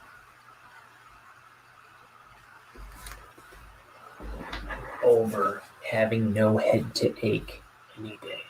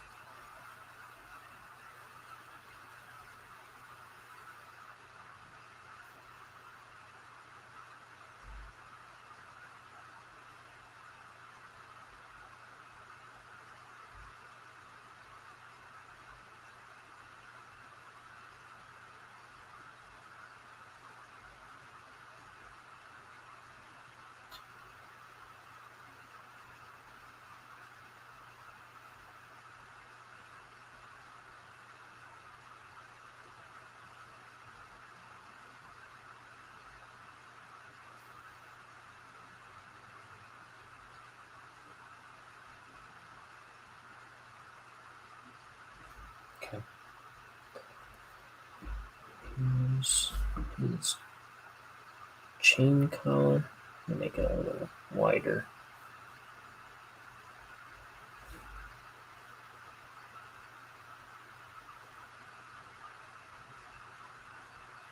Oh no.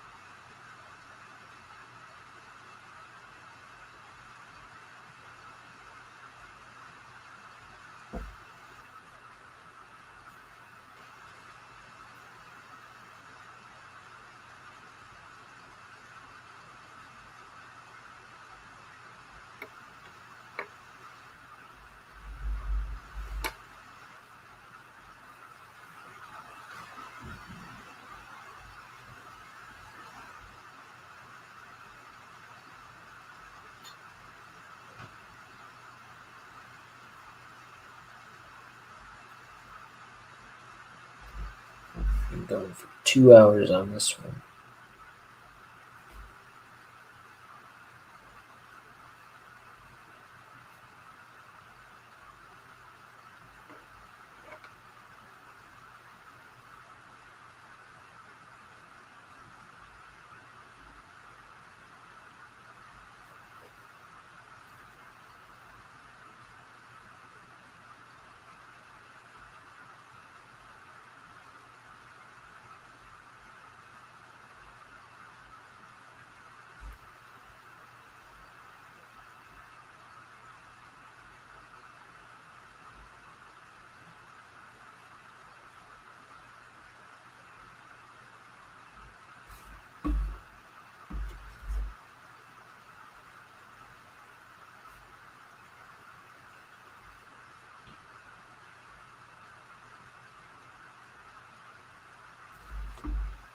Oh boy, I don't like to draw on screen apparently.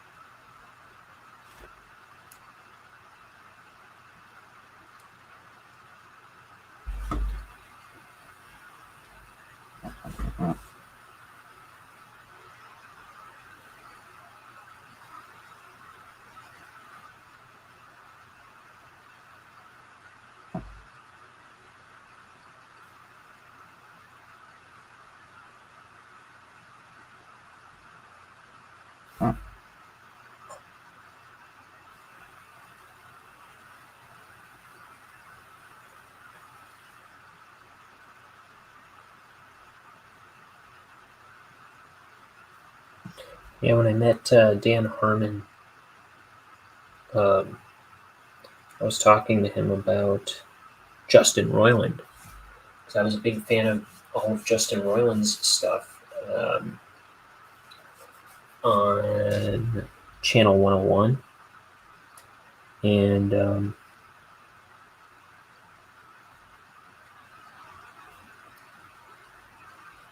it had just been announced that they were doing getting a show together on Adult Swim called Rick and Morty. And there was like no information about it yet. I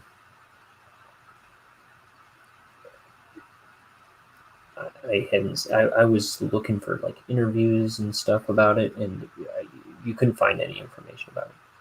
I think it had been announced a while before that, but like nobody really knew much about Justin Roiland then. Like he worked on some Disney stuff, like Fish Hooks.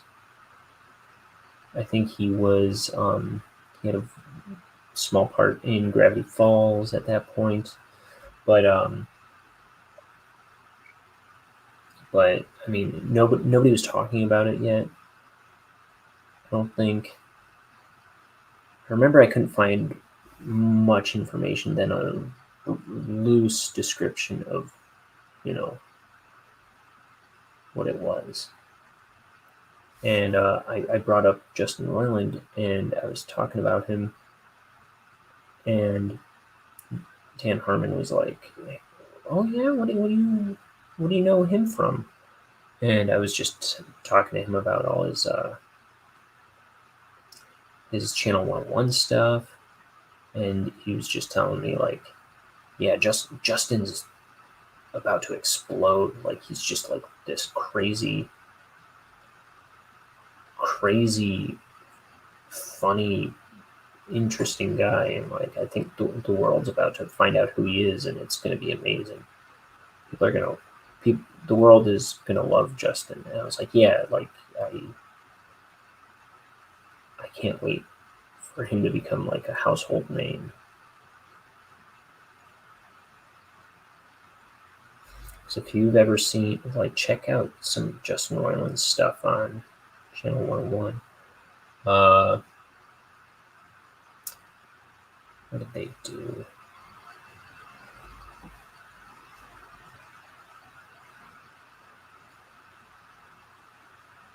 I think Dan Harmon and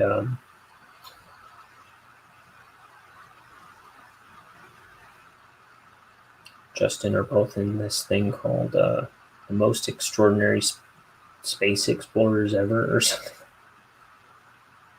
I forget what it's called. It was profoundly dumb, but I liked it. And then, they did this animated thing for Acceptable TV, which was like a TV show version of Channel 101.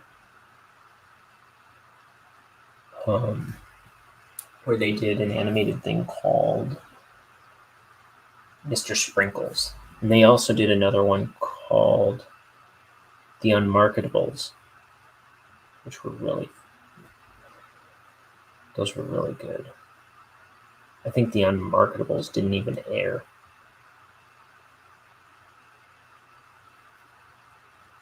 I think it was by the time they finished making it, it was like the show was over. Or either that or it was on the last episode.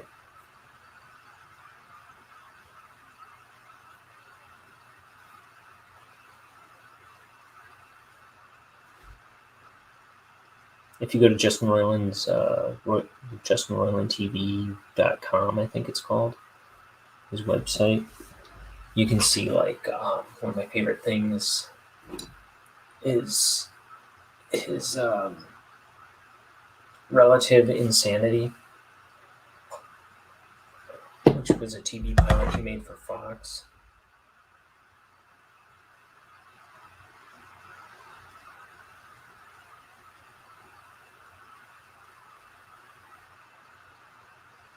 But he's only got the first 2 parts of it up. I don't think he ever put up the third part of it.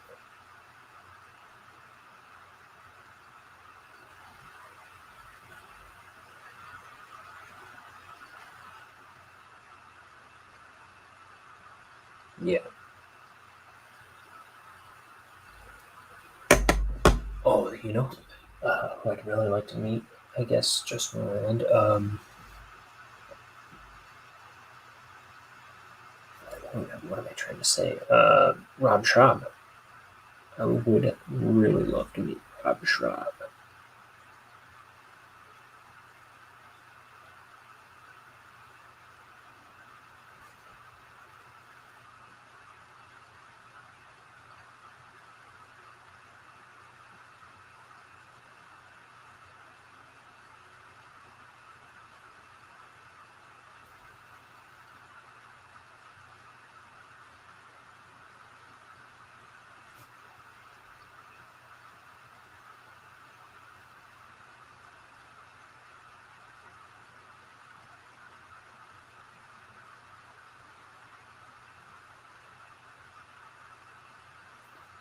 I'll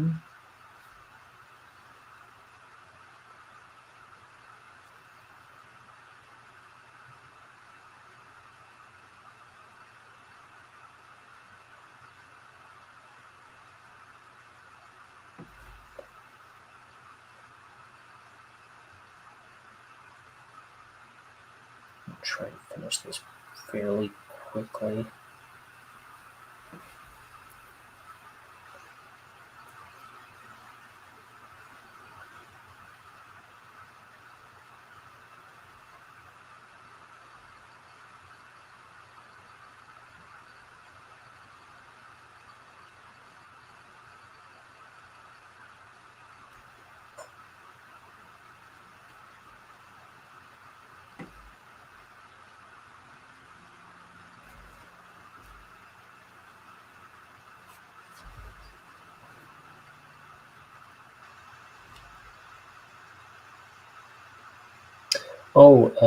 I've got another kind of celebrity type story.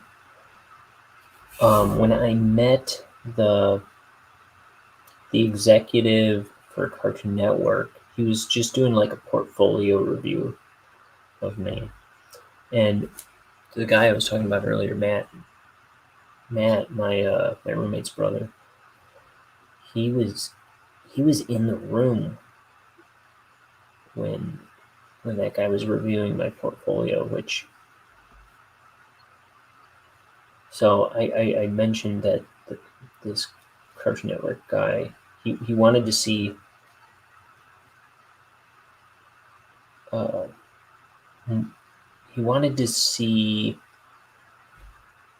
more about a certain character that was in my portfolio. He wanted me to send him more information. So I threw together a Bible for the kind of like show idea that this character was from. Threw together a Bible, like a pitch Bible, in like the next few days. And I'll have to make that available somewhere. I think it's one of the coolest things ever made.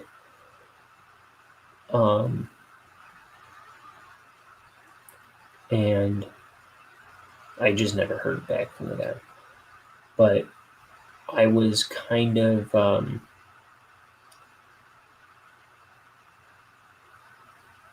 like frazzled and trying to figure out what I wanted to do. Or I think it was already after I hadn't heard back from him, and my uncle happened to know one of the guys that worked on Animaniacs, John McCann. Like he went to school with him or something.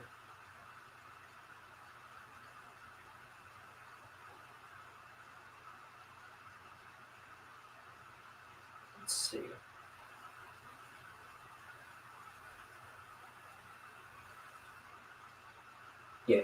Yeah, John P. McCann. Okay, that's what I thought. So,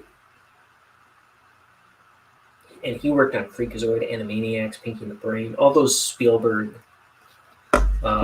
cartoons, and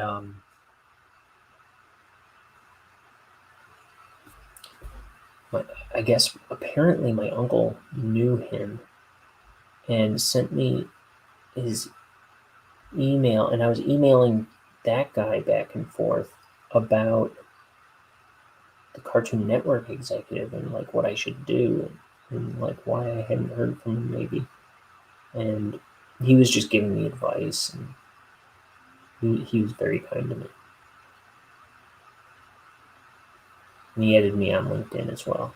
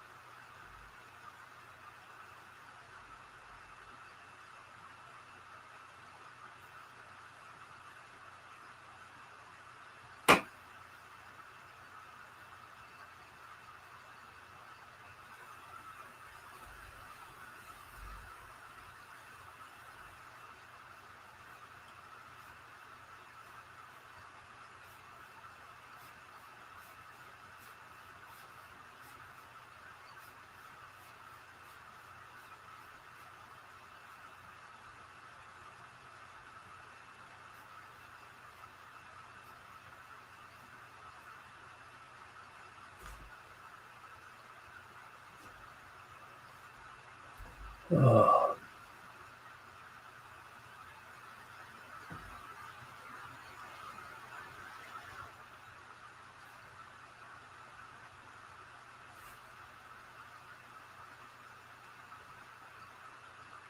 I met Brian May from Queen.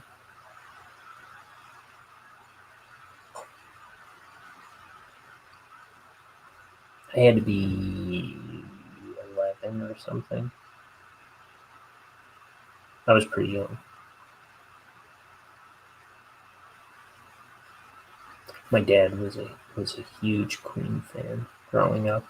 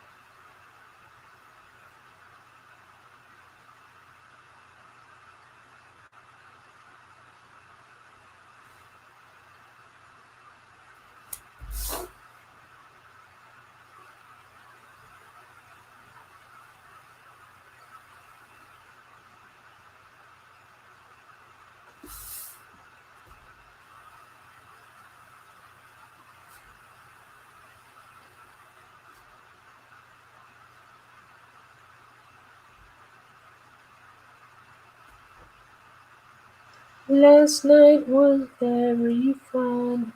This morning, less so. Whose left shoe is this? Does anybody know? Waking up after an all-night blowout. Why? Why sing a random They Might Be Giants Dunkin' Donuts commercial? Well, what else am I gonna do?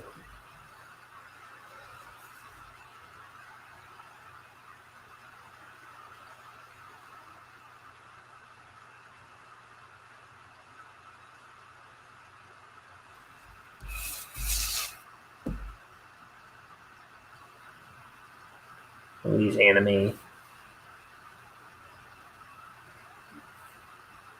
excitement ones, motion ones, action ones.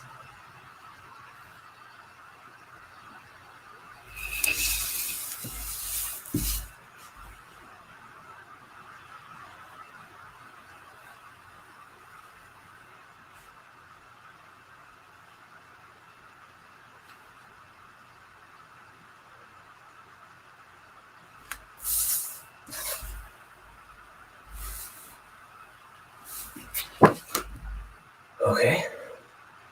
One panel.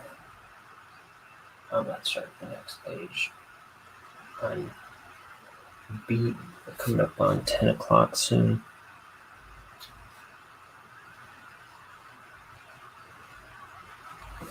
One of these days, I'll get 3 pages in.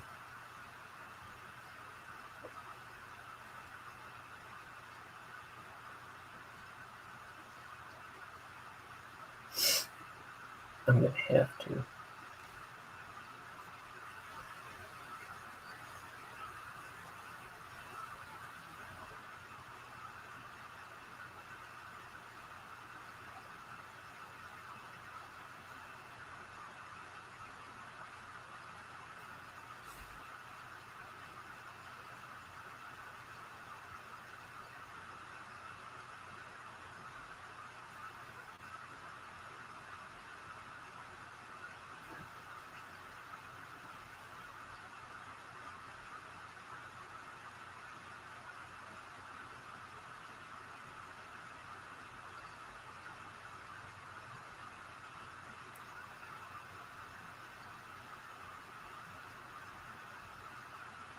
Okay.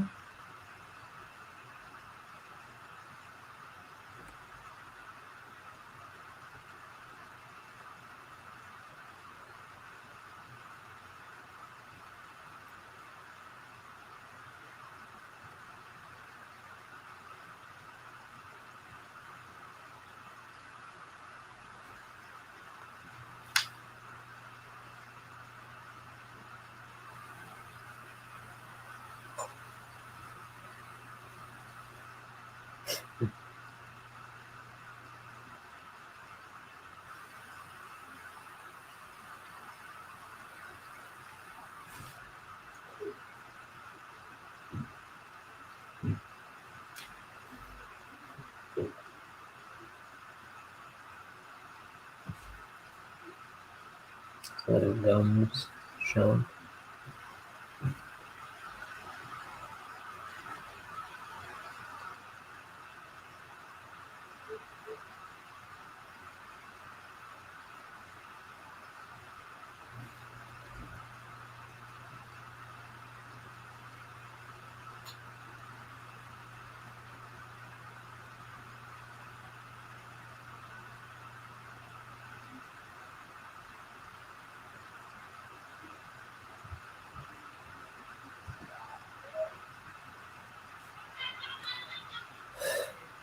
My roommate's home.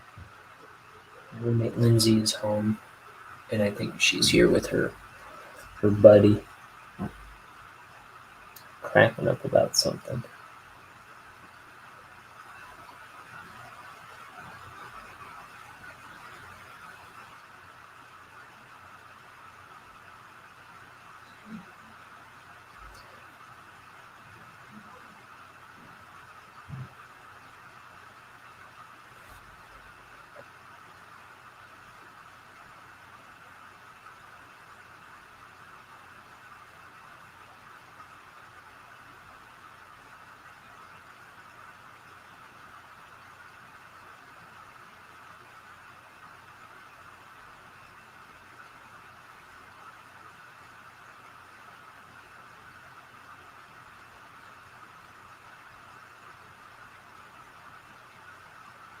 Oh, it's cleaning up after an all-night blowout.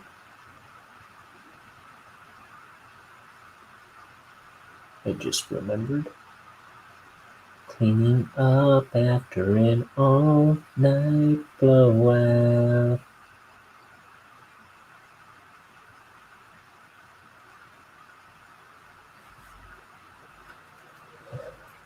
Oh, mama.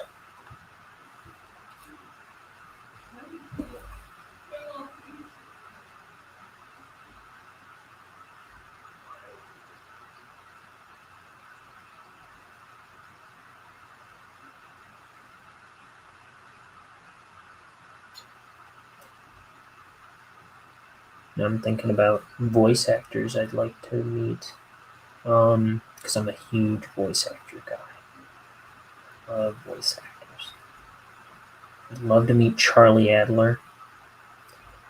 Billy West, I met. I drove by myself 6 hours out to Detroit specifically to meet Billy West because I realized if I don't seize an opportunity to meet Billy West in my life, I'm going to regret it. He's such a big deal to me. And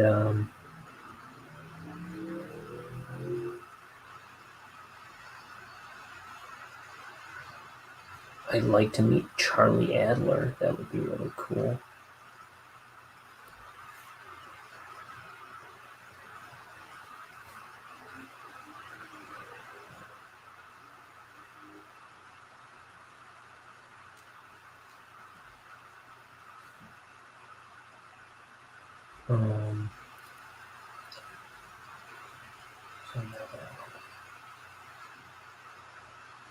I'm sure there's somebody else I would really, really like to meet.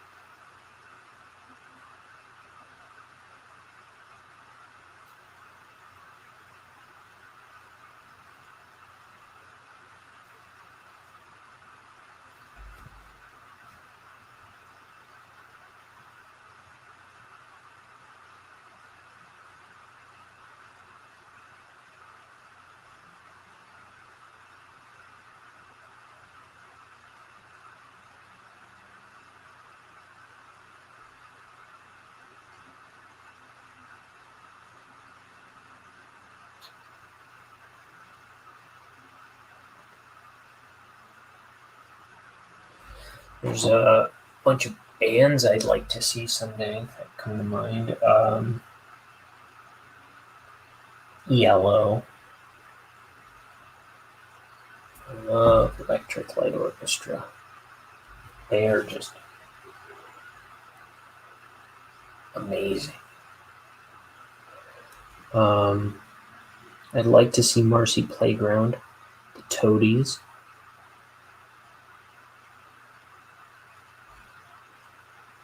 Violent Femmes was a really great one.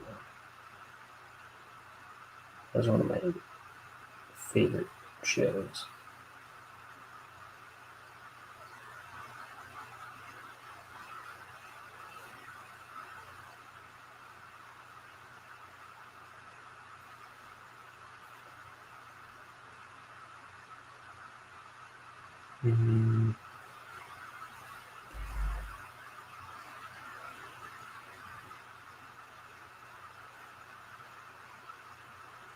What else?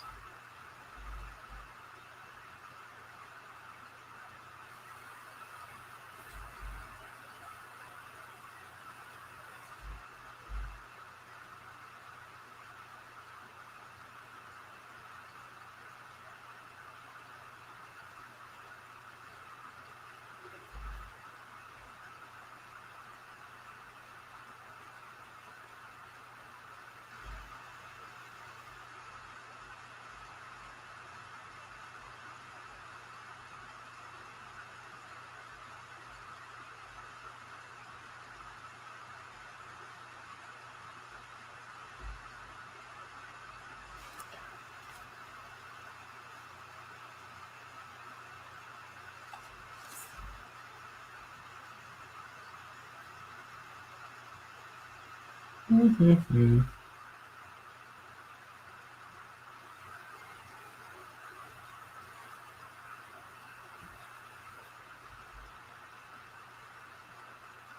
Seen Doty a number of times. I've seen They Might Be Giants probably 15 times or something.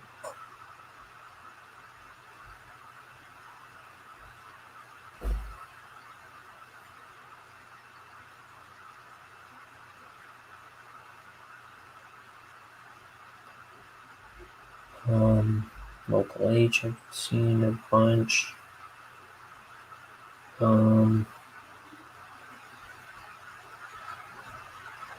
Magnetoline I'd like to see.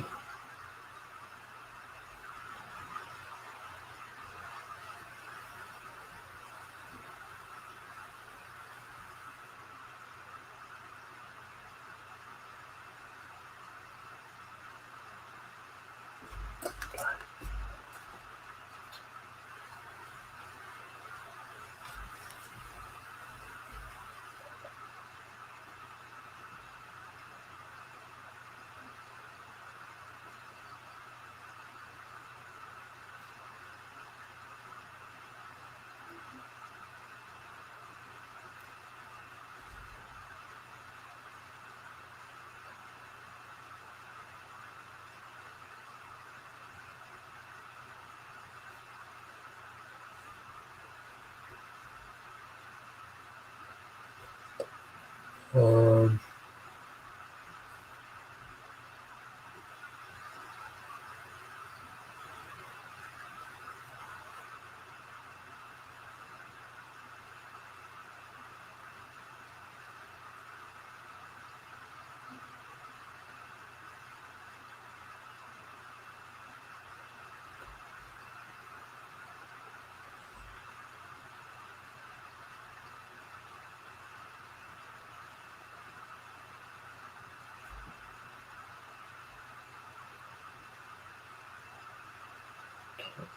so, slobber all over. It's great.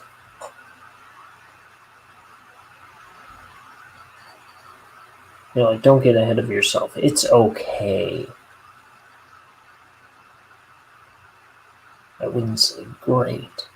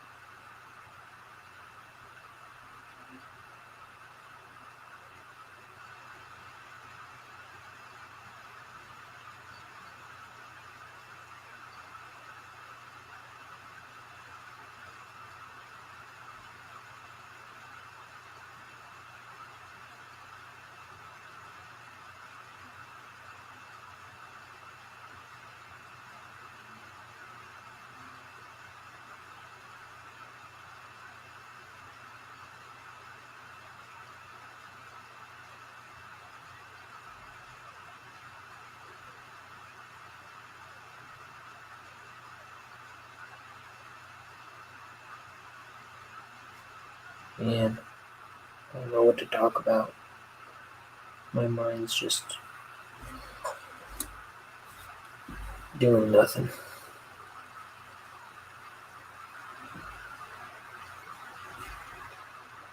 But I'm almost done with the page.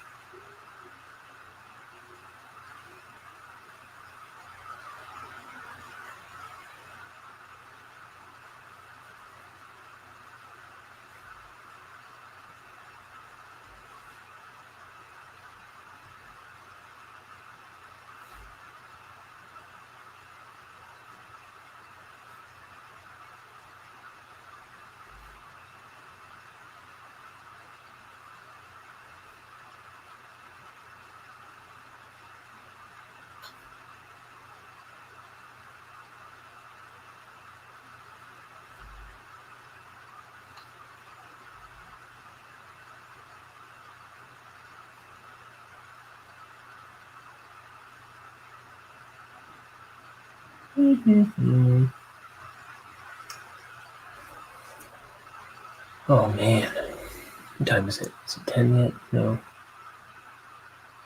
Good. Still got stuff to do today.